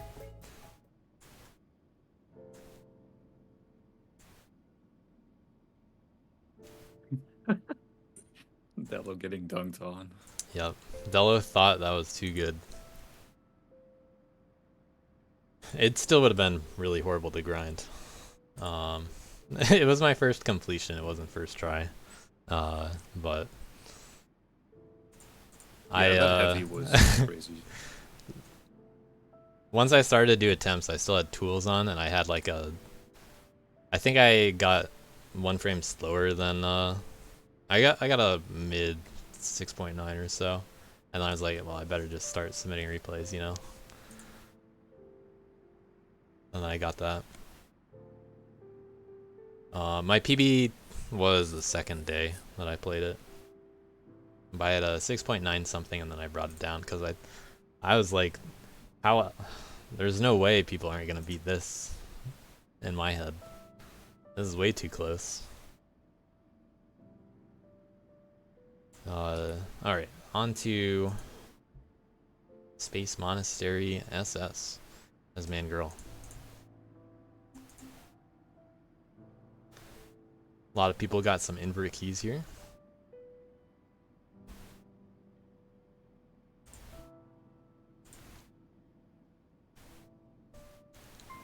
Invert key time was 14.7. So that was Dev 2000 got under that.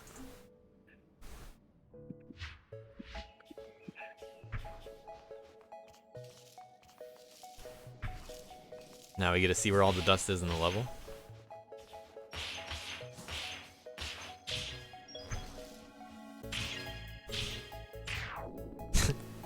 Magneting at the end there for that final heavy.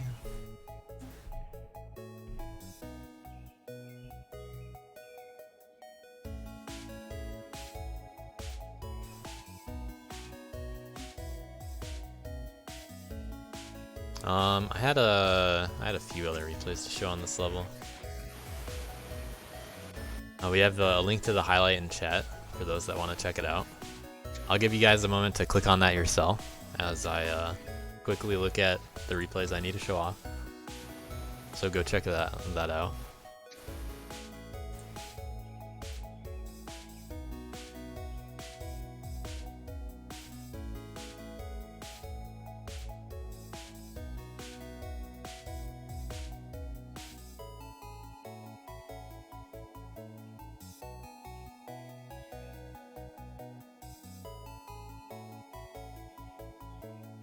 All right, so sub 14 was the real challenge here. Definitely harder than invert key, but we had a lot of invert keys earned. It's not always going to be even, that kind of stuff. I have a run from Goost to show as well. So before we get into some other stuff, here's an example of some slower times. Good silver key demonstration. The kind of strats that not everybody is capable of sub 15, and that's okay. I mean, there was a nice ECS. Yeah. Very clean.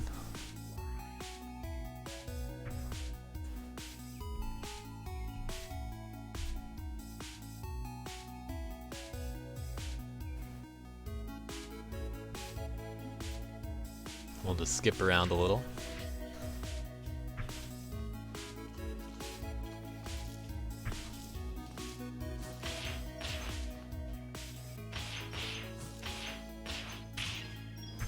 And we see the ledge cancel making a big difference here. Still playing man. Time to watch some girl runs. We do see a tie from Wazzy and Duck, so that'll be interesting to see later.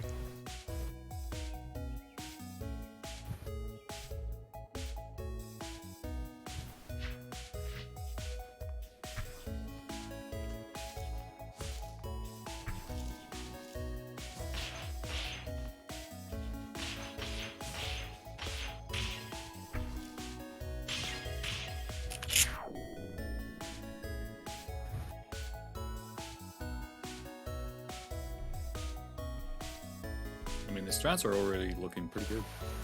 Yeah. I mean, there wasn't too much strat variance in this one, I think. It was very, very much just like an execution map. Yeah. No, and that's gonna happen sometimes. Not everything has to be about routing. True. I mean, we had Kaite last time, so. Yeah.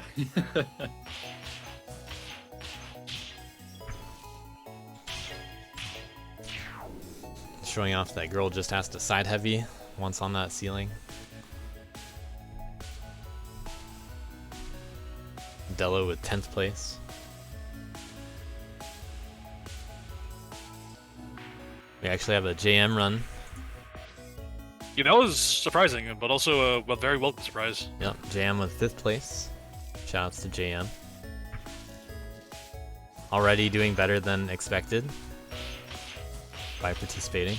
Good to see JM. Very clean run. Sub 14 is not easy, but there are some real contenders on top. Yeah, this map has a lot of asterisks. It's not Yeah. the easiest to execute.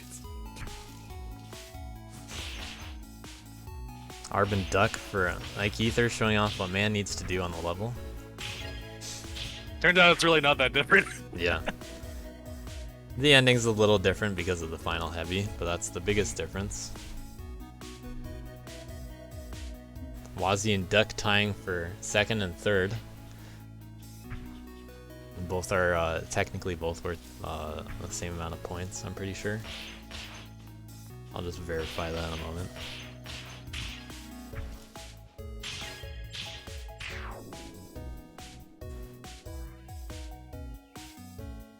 Oh no, so 2nd place is worth 4 points and 3rd place is worth 3 points. 3rd and 4th are worth the same.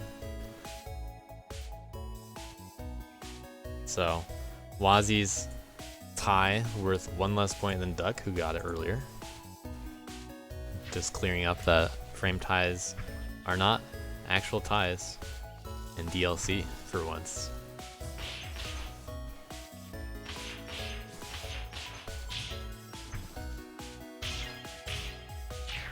First come, first serve. Arb still beating everyone before the ending.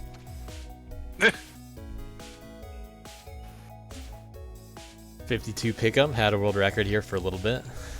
Did I actually just troll the ending or something? I haven't been. Oh yeah, you did. Very Oh hard. god. A little behind at the beginning. That's probably where most of the time loss came from. But made it up with a good boost at the end. Clean heavies.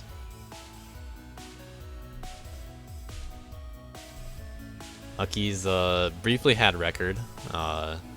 Was bopped by Tim, but bopped back. Or yeah, I think that was you. Yeah. But Did three not top have the players time on. to get the 3 frame ties though. Showing off the access boost. And some neutral jumps.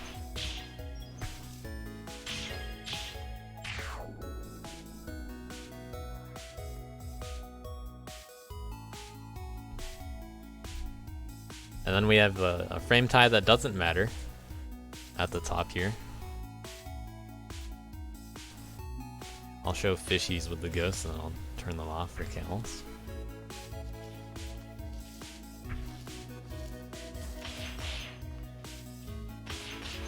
But it looks about the same. I think there was a minor difference between fishy and camel, but I don't remember what it was until I see it. Camel with the Yeah, win. there were some differences for sure.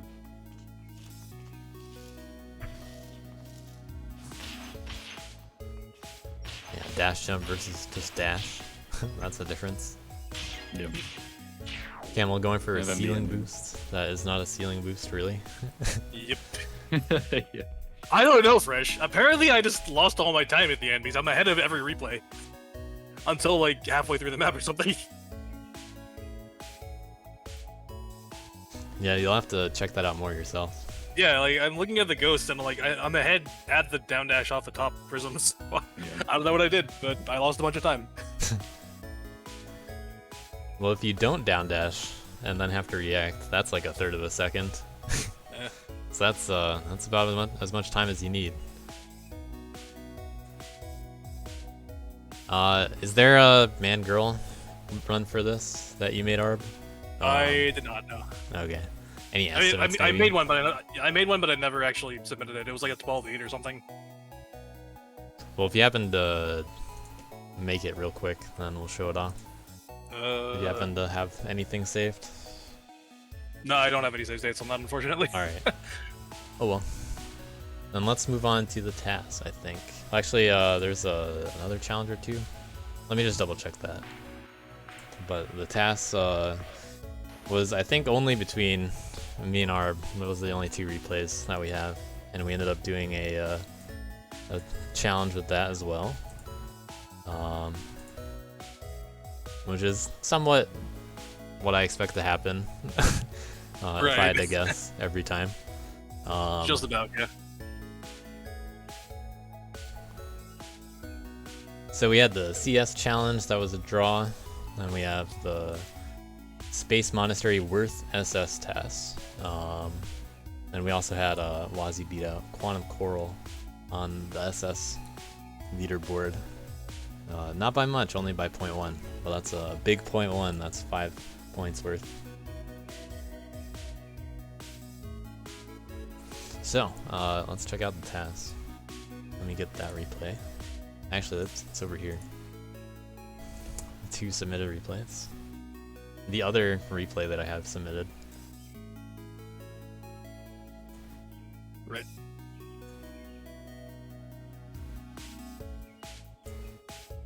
All right.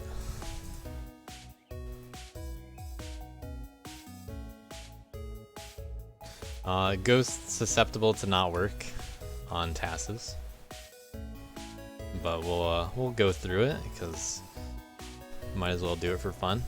So we're gonna watch mine first. A little bit of a spoiler who won, meaning that Arb saved a little time over mine. So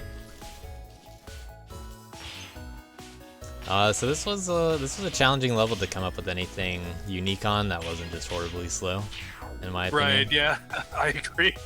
I got it out of the way with relatively early in the week so I could focus on some other stuff.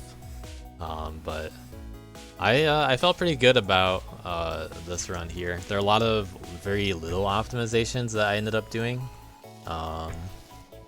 but I just couldn't figure out any other strats, and There's something rather interesting along the bottom that we will probably bring up when we get Yeah. there. But that was like the only major thing I found. yeah, probably the only difference if I had to guess. Let's check out what Arp did. Go for a neutral jump. I saved 1 frame on that, I'm pretty confident. Okay, looks like you got an ECS to work out. And then I couldn't save time with that ending myself. Yeah, I was Didn't like dismiss getting like tied with double heavy in that basically. I don't know, maybe there was a frame in there somewhere, but so the thing with this one is what we were dubbing in our chat as the duck boost, where you keep 100% of your speed along the bottom here instead of 80%, and that extends alright. into an ECS. So how did you do that? I have to slow down a little bit for that. Right, yeah, we'll have to get. So it happens at that that change between the slant and the flat part of the ceiling there. Yeah. We'll need to go into subframe advance for this one. Yeah, you have to do it the right subframe by the sound of it. It's not really a subframe alignment thing as much as it is a very tight positional alignment. I'm actually 2 frames ahead. My ghost is a frame ahead. Okay, so yeah, we'll want to subframe here. All right, so if we look at a position here, 1152. Okay, it's a Yeah, little it's bit. probably the frame I had before no- this. Yeah, but the position there was 1152.062, right? Which is actually very slightly to the right of the edge of that slant. But the game still thinks that you're on the slant because of the subframe before you were fully on it. Now, what happens there is that because you're still on the slant, you are technically above the floor. So the game will translate you onto the ceiling first before making a collision check, meaning that you keep 100% of your speed instead of losing it to having an angle into the ground. And then this just goes into an ECS, and this ends up saving like four or 5 frames on when you can get the heavy out. Yeah, you keep all that speed so you can save some time there. And then you're also probably a little bit higher on Yeah. when you can do that stuff.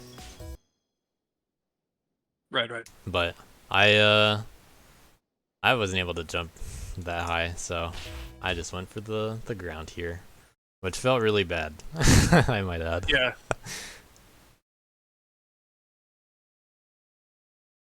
Yeah, Fresh. You can't actually dash there because you end up too high to hit the wall dust.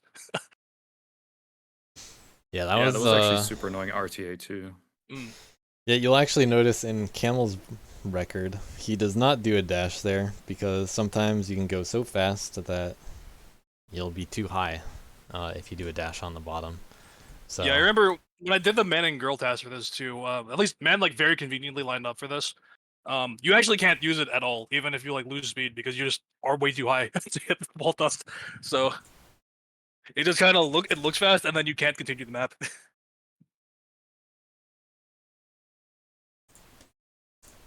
all right, well, a win to the Worlds for the task. Shoutouts to Arb representing the Worlds. Yeah, Woo. good shit.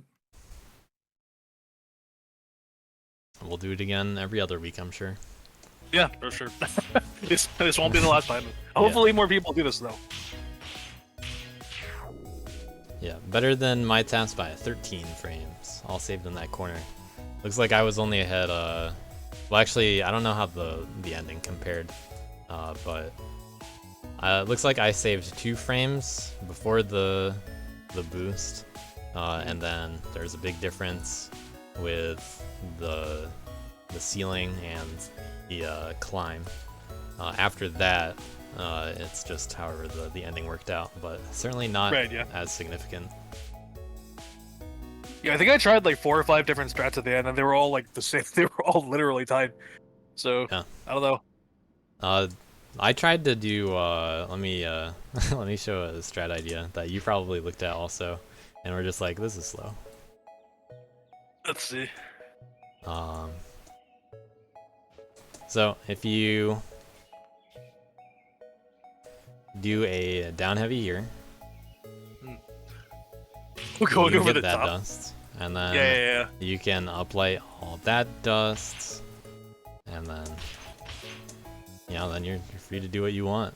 No big Yeah. deal. Because I did consider this very briefly. I was like, yeah, there's no way, right? There's no way this is fast.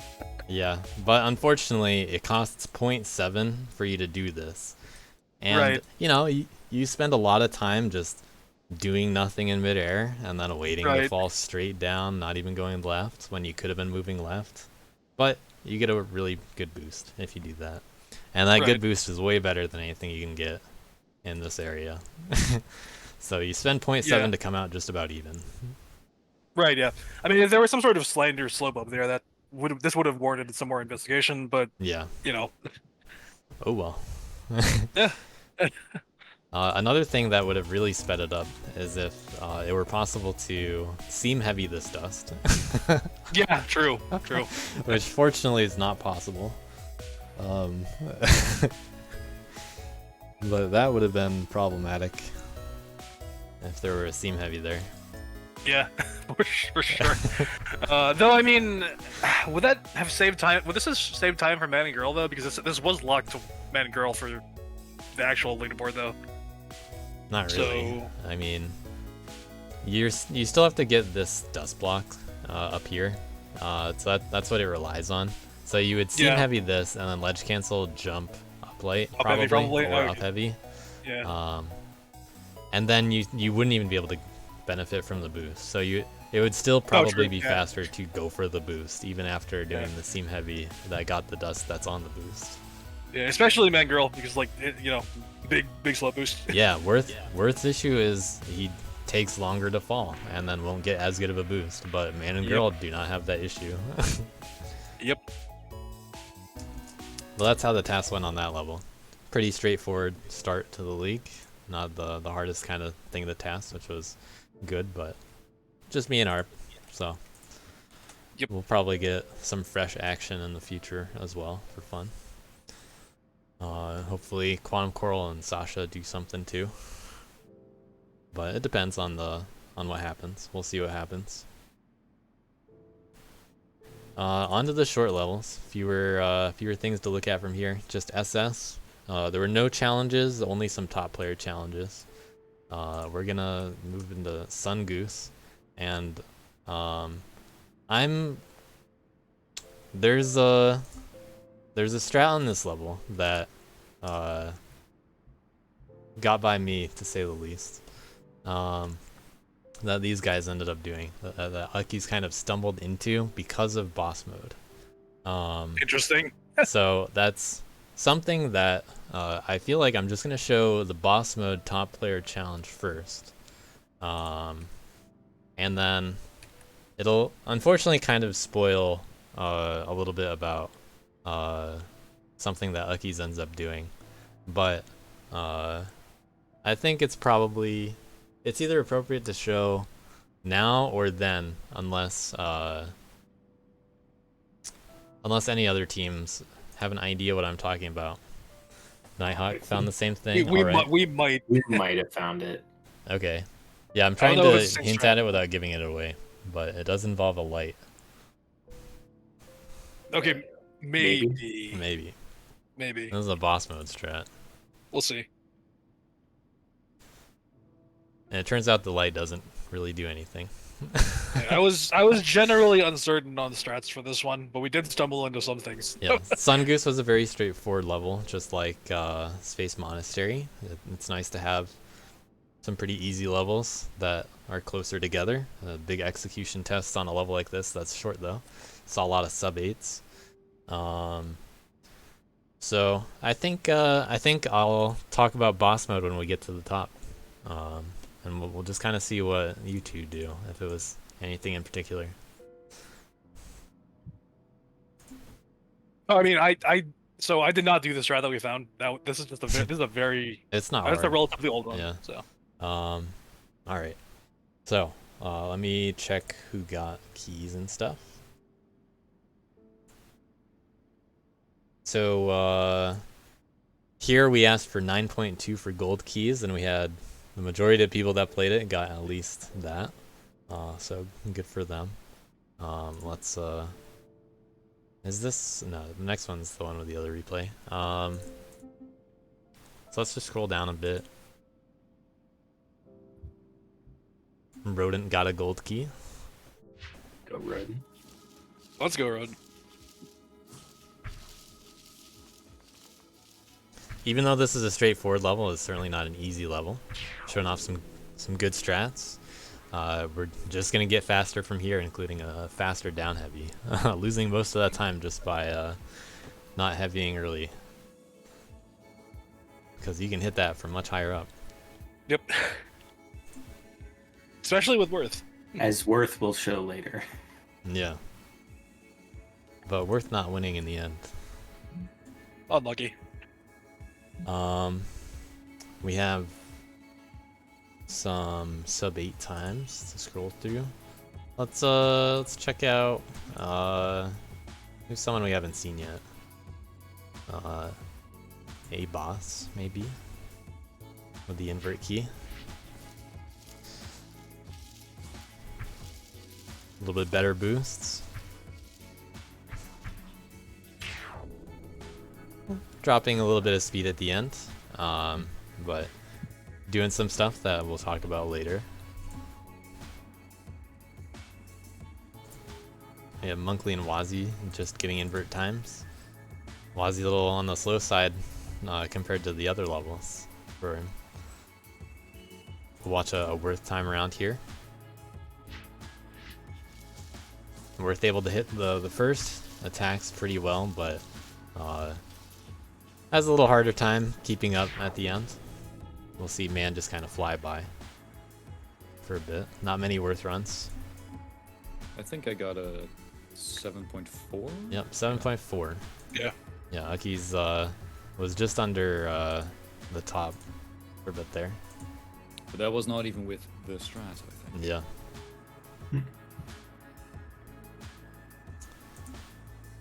No, Alright. actually, no, it was. Never mind. No, you got a much better with it. Oh, did I? Okay. Yeah. Check out all the top 10 after this, I guess. Keep on with another good run. Showing off the kind of stuff that you have to do around that corner. Yeah, the super fun. The hardest thing of the level, probably.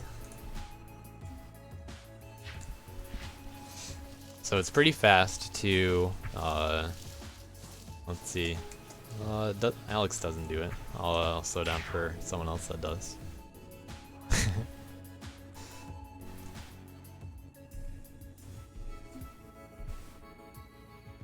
But that's some high level stuff. You can get a really good time without it. So right here, we saw the light and then down dash into the wall, and then you have to you have to be very careful with your speed in order to fall into the wall and wall climb back up it. And then JVC able to get the up heavy after that. So very tricky corner. Not the most enjoyable thing to grind, but we're trying to go really fast and it's DLC, so that stuff happens every now and then. Very precise kind of thing, but you know, it's not like a Jor, you know. Duck showing off that you can skip a dust and just land on it. That's pretty neat. And we're about to see some other strats, perhaps. Another Worth time.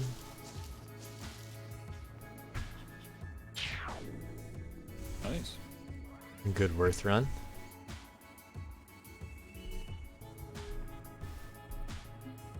Armed with a 7.4. Everybody's got the same start. So were you guys talking about landing on this dust? Butting on that dust? Is that what you guys meant? The down dash into the wall Oh, okay. to climb up it. Things get a little bit more advanced, I'll just say. All right. Well, yeah, I missed the bit on this one, I suppose. That's fine. It sounds like it's a boss mode strat.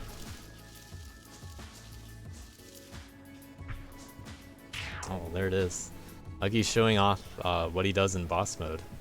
I will show that in a little bit more detail a little later, but grabbing the ceiling without jumping into it. Wait, what the? Yeah. Let's move past that real quick. Worth can get Yeah, a they did use it 7.2 from what I heard. I thought his PB didn't do it. So Indipop doing the more expected jump into the ceiling. You dash and then jump into the ceiling. And from what I timed out, that was equal to you don't dash and you land on the ground and just boost.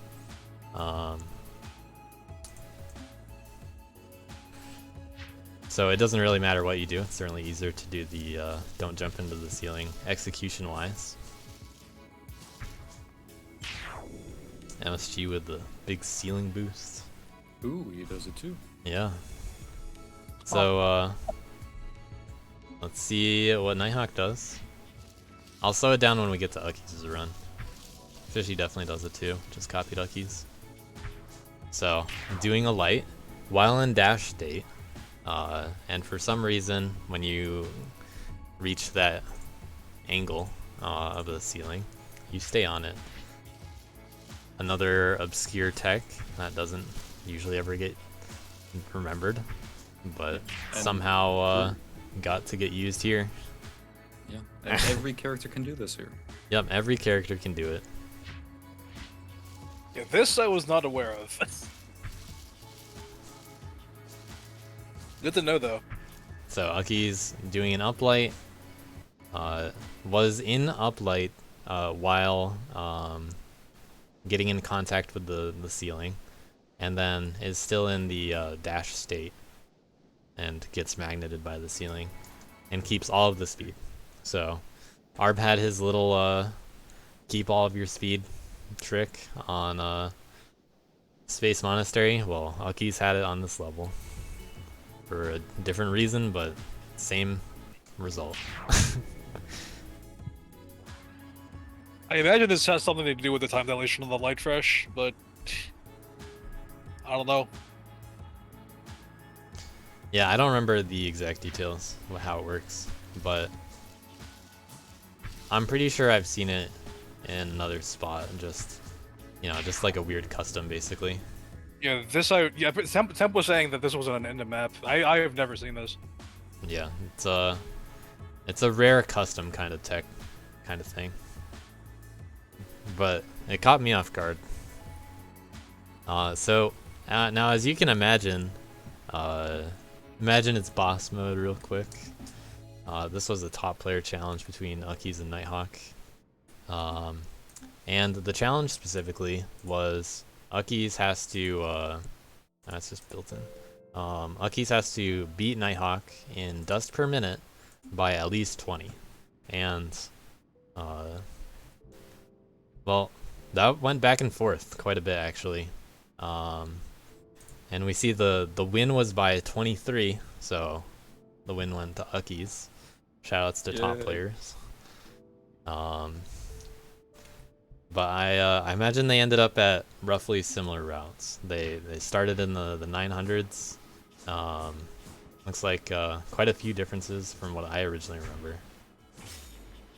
But Nighthawk spreading a lot of dust. Okay. Then getting super at the end for a lot more dust. Very different route, actually. Dust spread. We see all the boss mode stats.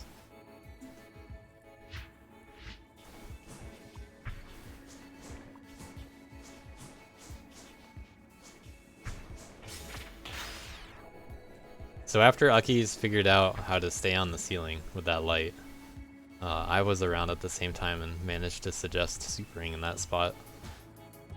So that was my contribution. Yep.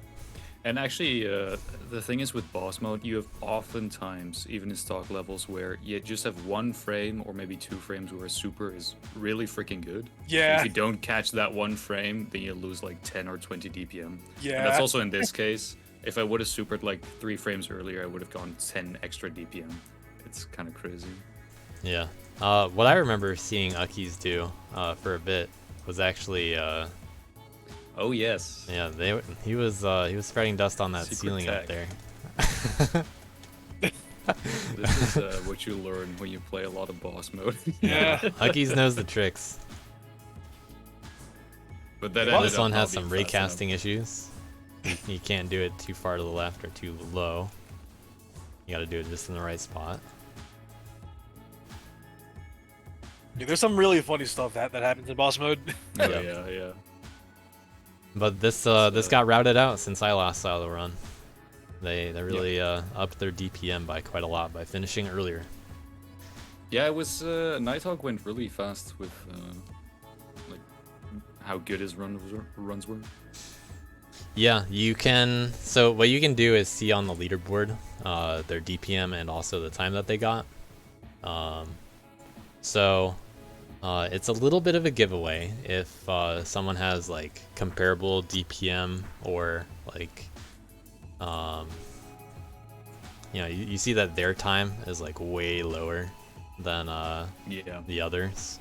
It's like, oh well, I was doing this in 12 seconds, but my DPM is like 900. What if I just didn't spread as much dust and I just ended earlier? Well, that's probably a good way to speed it up. More DPM. And that was the leaderboard.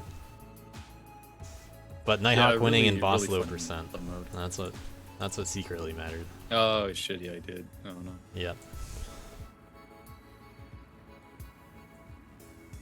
Wait, Yeah, I can boss definitely 1%? recommend this to Yeah. everyone. Boss low Try percent. this. That No mode side actually just leaderboards sounds there. Yeah. Boss low percent actually sounds like a completely like. I don't even know how to describe that. Like, what do you even do with that? You just Well, not it's, move. yeah. Well, it's just regular low percent, but you stay on the dust, I guess. Yeah, Oh, true. So it's like anti low percent, right? yeah pretty much. Yeah. Touch all dust.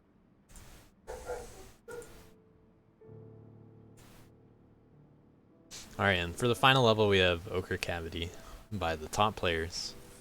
Sun Goose is by the Y team, by the way, by Xenocore. And a few others who might have helped out. Don't know the full list of playtesters. You want to show the challenges first and then end on a high note with Fishy's run? Yeah, give me a moment. Okay, so here's what we have for challenges on this. So, top players win Sun Goose. On Ochre Cavity, we have a super only challenge. Oh, right. Oh god. So that was a good one. I'm so curious about this one. So we'll watch that one first. Actually, I'll save it for the end because then we'll kind of transition into talking about the final leaderboards for the week. But that'll be a good segue. Just the top players versus the world, the summary. Alright, so normal leaderboard on Ochre Cavity. So we're just doing SS here. We have top players win again. Fresh tried to grind at the end there, final 30 or so minutes, and got back to the level. still had to end a little bit too early. We have a 1 hour earlier deadline on the short levels. So we only have 23 hours that we can submit replays on these levels. Unless you're fishy and forget that it's the wrong day. And he temporarily just he got like 2 runs in and was like, oh whoops. But it's okay. He would have just practiced it a little bit himself anyway. We are allowed to practice the levels and look at them. We're just not submitting replays unless you forget. But Ochre Cavity, quite a challenging level. This one had some slightly more spread out key times for a short level. Very challenging strats and routing options here. This one was made originally by Fishy, and then Camel changed it around a lot.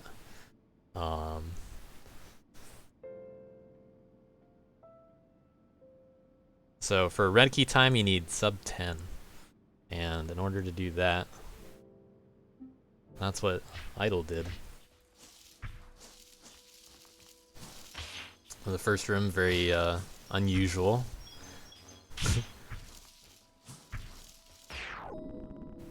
And then showing a simple route for the ending there.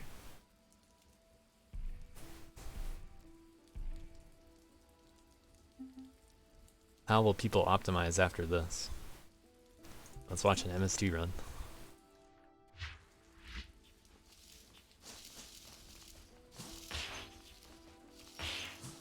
There are quite a few different ways to get all the dust. Both players on, or no, MSG's on Argon Avengers. Idle's on VC Links. Music from Call of Duty. By the way. Wait, there's a custom music? I didn't even know. Yep. Yeah, it's very quiet. And it takes like a minute to pick up.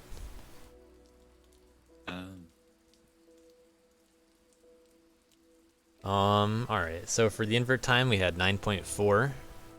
So we had Antihoon squeaking by at the early deadline. Was able to barely get this. With quite a different route. Nice. Gotta love the super drop. Yeah, I'm often skeptical if I see a super drop in a level. But this one did not get changed. There are other options if you don't want a super drop. And it's not like a really stupid one either, honestly.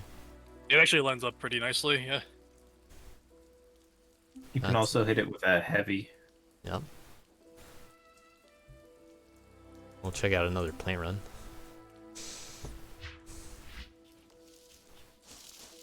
The lonely dust girl.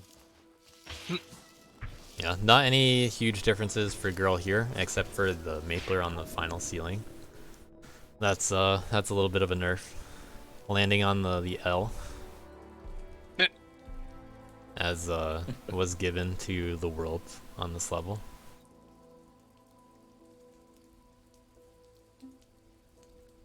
I was thinking of making an emote out of the L. That'd be pretty funny.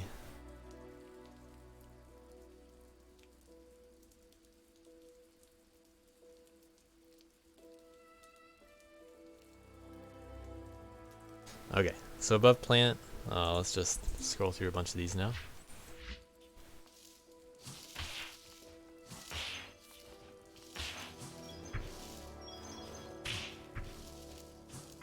We see a little variety in strats here.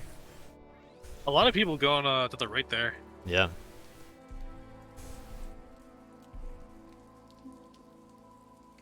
Who got 10th? Steel Echo. Oh no, that was Sun Goose. 52 pickup.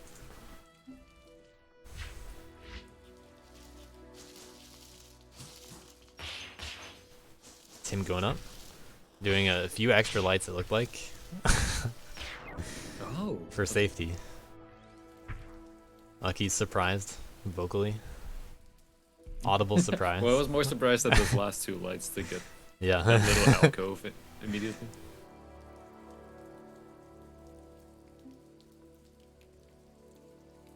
Tying Wazi, teammate, Y team.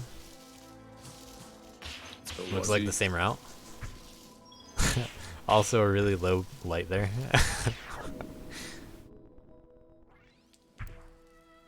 A lot of people going for that that early uplight, that Alclub just. Quantum Coral.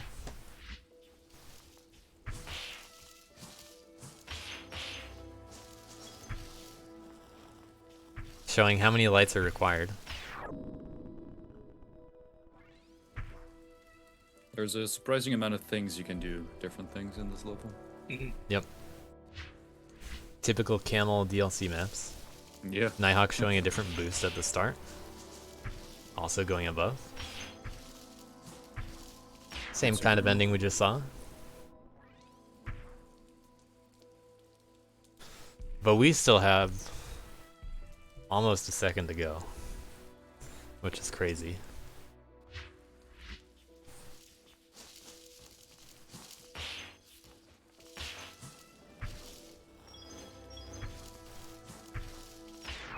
Alright, Alex Speedy showing some similar strats.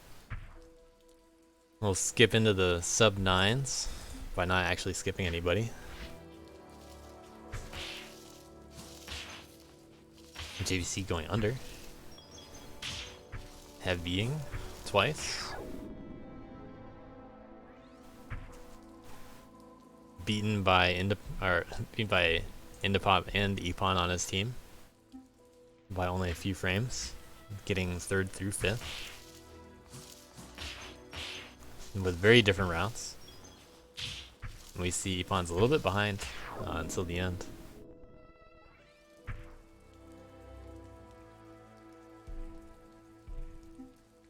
Which way did Indipop go?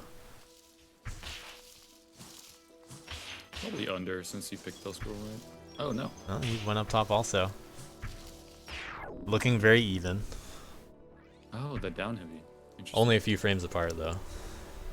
Duck also just a couple more frames ahead. But that's what it takes for 2nd place. Duck going above. Quite a bit quicker in how he got there, it looked like.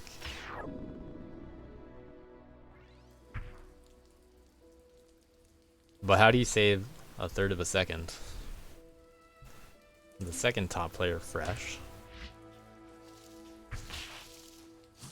Looks like he stood still for a little at the beginning. Classic Fresh. We see a dash jump uplight at the end.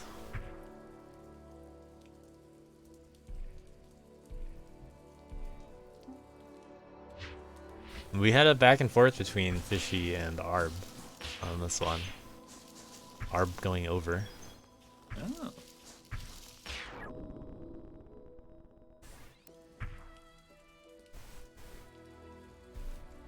This map I really liked actually. Like there was just something really fun about the inputs on this one. Yeah, it flows pretty well.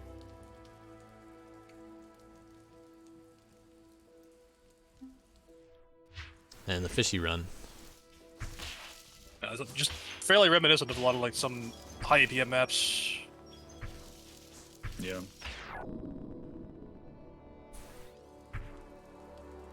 And Fishy doing fishy things. Yep.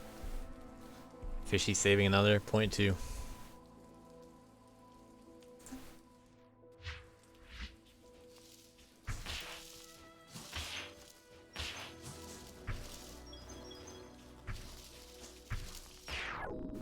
Those Maplers are so freaking good there.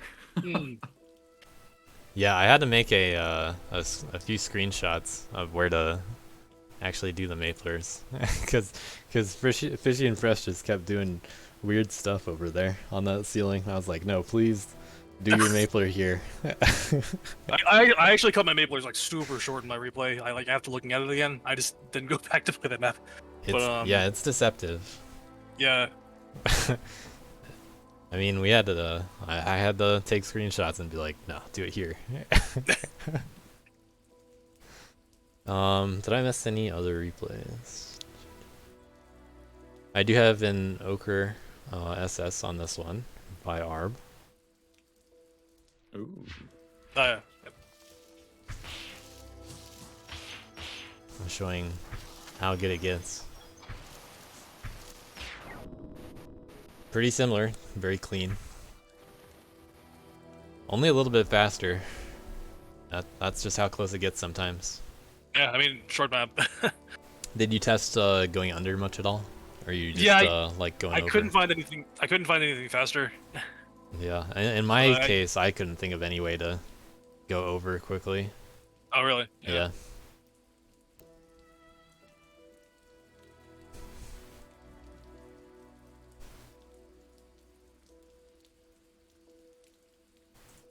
I also had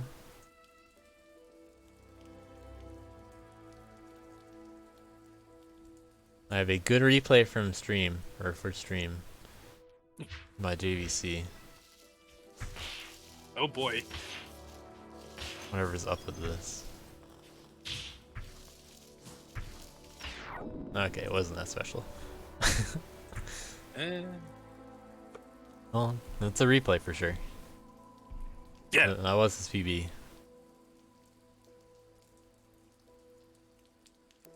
Not Jake, just making sure I can watch this one.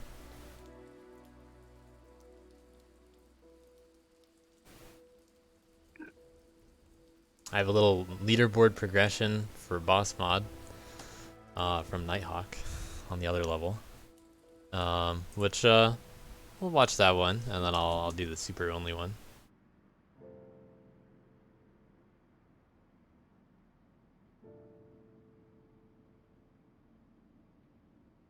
We already saw both of their PBs, so these are just some older runs from them.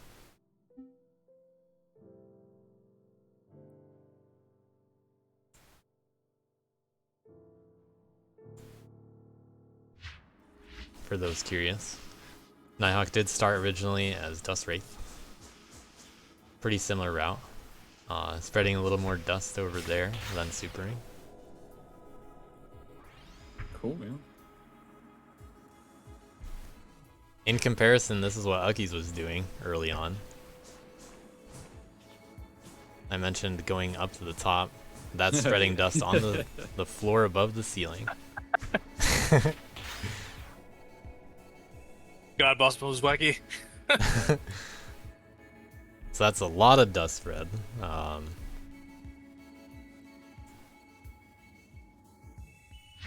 And then in comparison, Nighthawk then switches to Slime Boss and refines the route a little.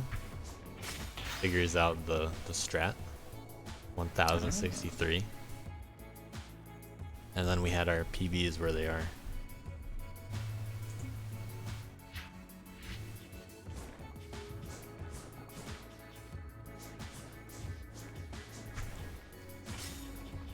And giving up the ceiling boost for more dust spread earlier.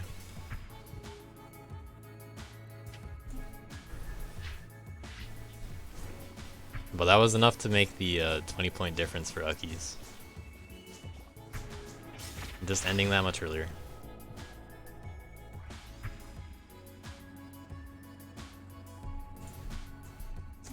Yep, GG though. Nighthawk. Alright, so on to a different dust mod thing. We have a super only challenge between Camel and Not Jake. Oh god, yeah. This sounds So the final two replays to Interesting. watch. And that was on, it's back on Ochre Cavity. So in super only, all of your attacks become supers. Not Jake supering the apple twice. You know, you can skip a few things. Wow. It's pretty nice. But Camel going sub 8. So we'll watch This that one is again way- for fun. This is faster than I expected, to be honest.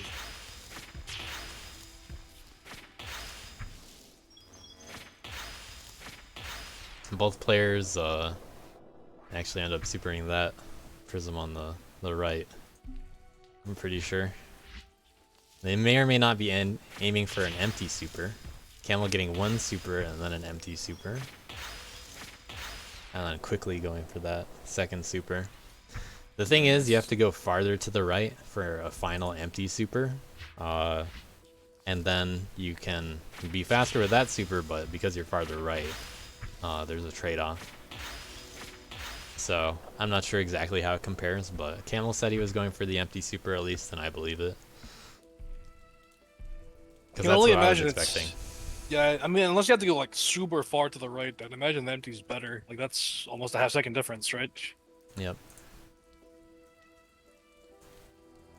So good job to Camel winning the final top player challenge of the week. You want to show the blindfold? Oh, did I not show that one? That Or did one. I miss it? Could be the case. Yeah, that's true. That was the final one I didn't list a winner for. Let me get the leaderboard up for that one. Challenges.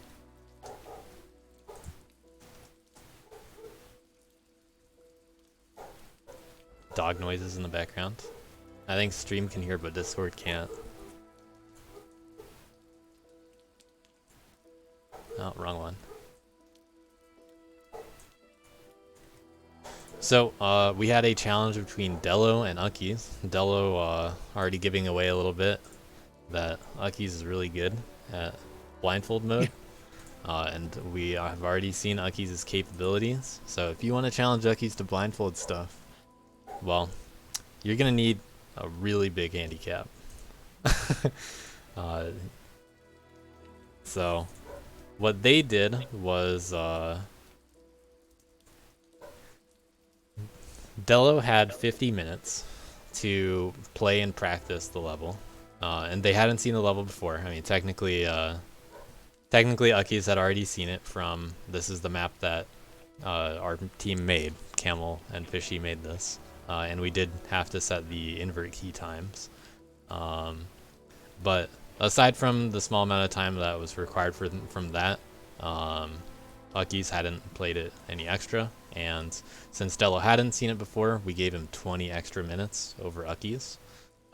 So I happened to be hanging out with them in a voice call at the same time, as they were both screen sharing black screens. So that was enjoyable. Yeah. So for the first 20 minutes, Dello was just floundering around. They were allowed to take off the plugin at any time during the 50 minutes and 30 minutes for Uckies. And this is the run that Dello ended up getting. So again, obviously this is with a very black screen, and with super only off. Dello did not have super. A very black screen and with real attacks this time. So this should give you an example of the first room, very challenging. Dello coming up with some strats. You can only imagine that Uckies is going to go a little faster based on the foreshadowing.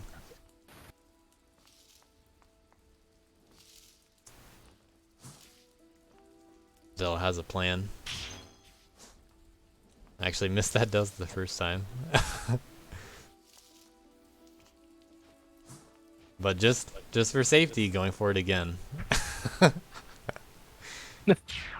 I don't know how Dello managed to end this. He barely Wow. didn't drop Barely out down, of the though. combo timer, yeah. And he got an SS. I think Dello got a few SSs out of this. It took a while.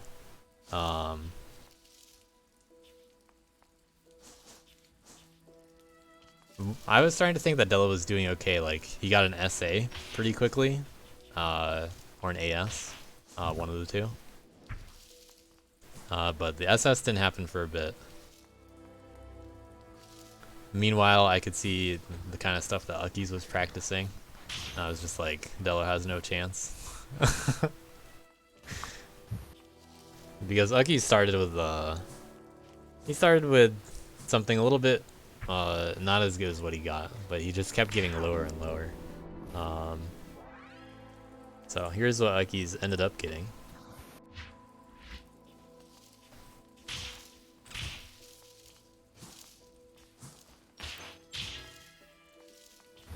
Ooh, the apple queue. Got a dash on the bottom too. And then lands in the right spot for just about everything. Everything just lines up. Giving Dello the L. Yeah. That was fun. 16.3 blindfolded. A little better than C's BS. You can see at the bottom. Right. Camel with a DD for some reason.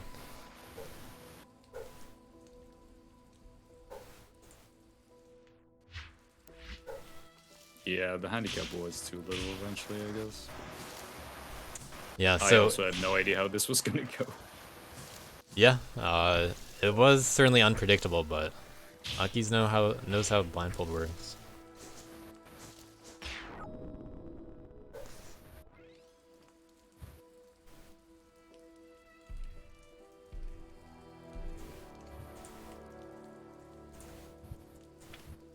Okay, so with all of the challenges in there, I'm running one last script.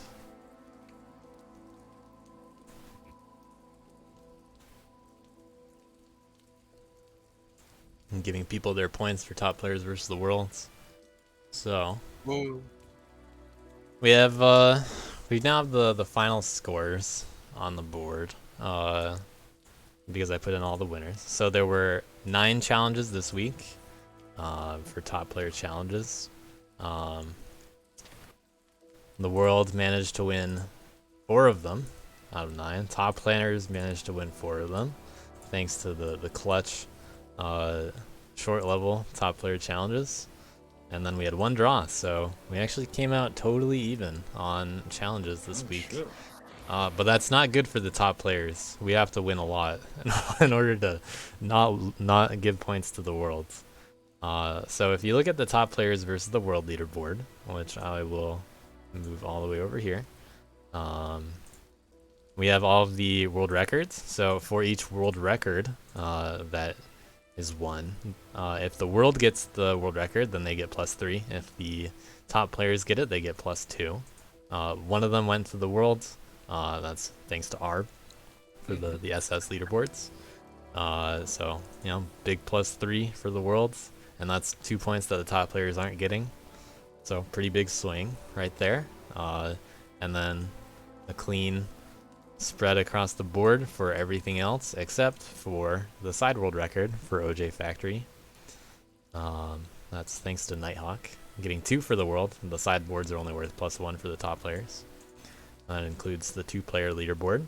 More people should do 2-player because you can team up with people that aren't even on your team. Just represent the world.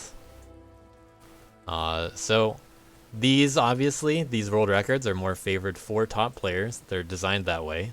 It's supposed to be very hard for the world to beat top players. The world loves OJ.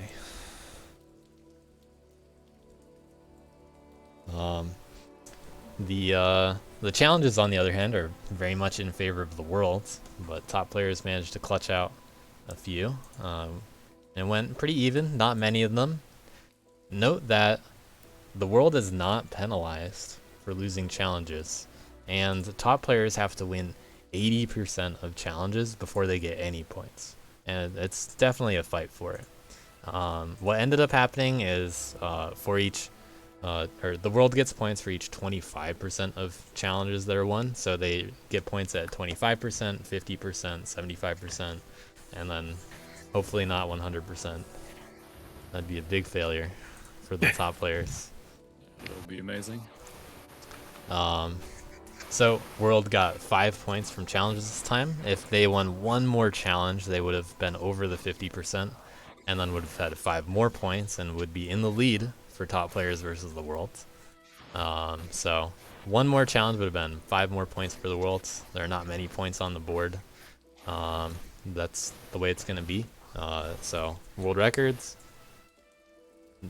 these are a little bit more to be expected for top players. They're going to win most of these, but if you can beat any of these, that's where most of the top players' points are coming from. So definitely try to beat them if you can. But then challenges, you're not punished for losing the challenges. Obviously, you don't want to lose 80% of the challenges, but there's a lot of wiggle room. Ideally, you'll still win, say, at least half of them, and then we'll end up coming out pretty even if the world wins a good amount of challenges that are, you know, hopefully in their favor, and then the top players get most of the world records. So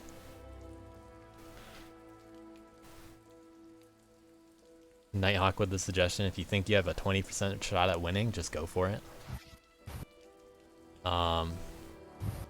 But the thing is, you only lose 1 point with challenging other players in the world. You lose nothing if you challenge the top players, and you can come up with whatever rules you want as long as it's, you know, reasonable, you know, looks close enough that the top players have a chance at winning.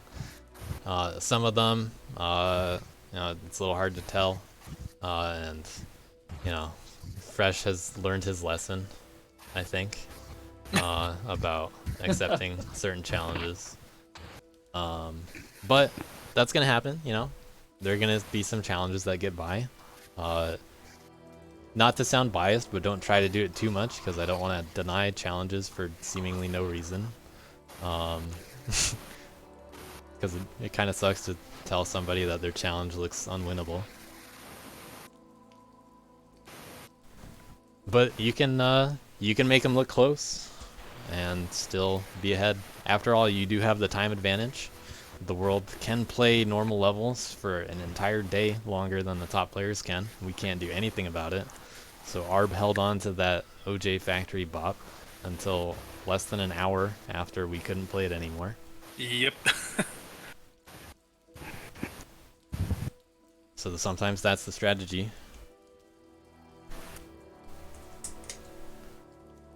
But that wraps up week 1. Week 2 maps are coming out tomorrow. So enjoy a little time off. Hopefully you enjoyed a little recap.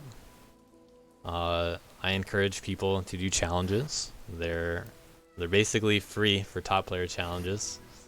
I recommend doing challenges similar to the Kitar Camel one. That one was Camel has to beat Kitar on the level, but Camel has to use Kid. You know, that's a pretty simple, kind of straightforward challenge. Nighthawk and Uckies had a really cool boss mode challenge. That ended up being really close. But they're both obviously really good players. If you want to give some huge handicaps, then you could be like Callistus and go for the no jump, but you gotta beat me by at least 2 seconds.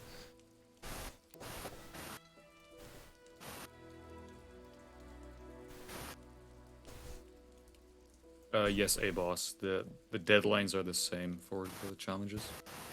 Yeah, unless you specify in the challenge that you're okay with us playing later than our normal deadlines, then we're just gonna use our normal deadlines. So that's 24 hours early for the 4 normal maps from Monday, and then 1 hour early for the final maps at the end. But with top player stuff handled, we see a little boost to Argon Avengers. We see other teams getting some points. Team V Ceilings losing out on challenges and top players versus the Worlds. So Ike Ether pulling ahead even more. In general, the kinds of things that separated teams for points this week, because everybody but the Y team earned all their keys. It was much closer than it probably will be in the future.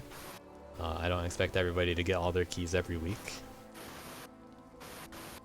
but we almost had a perfect spread.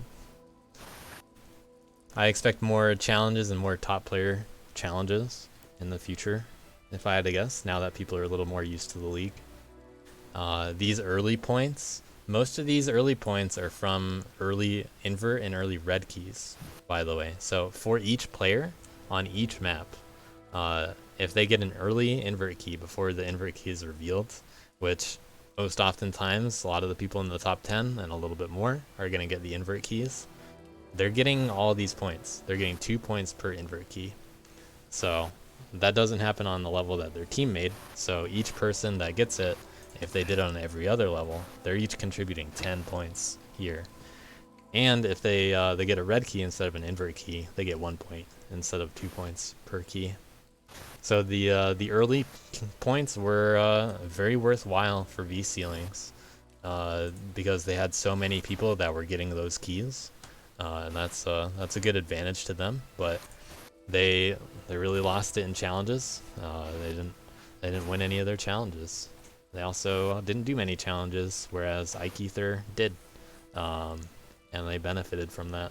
That's 29 points minus 1 point. That's most of this difference right here. And then it's just a few keys that got earned before the deadline versus a few world records. Very, very close. It could sway either way, just between the top 2. Argon Avengers isn't even that far behind either. And it's not like the Y team and Enthusiast Enjoyers are out of the running. So good luck to all the teams moving forward. Definitely work hard to get those early invert and early red keys. Those end up being worth a decent chunk of points. And then obviously everything else counts. So get your keys. That's the summary.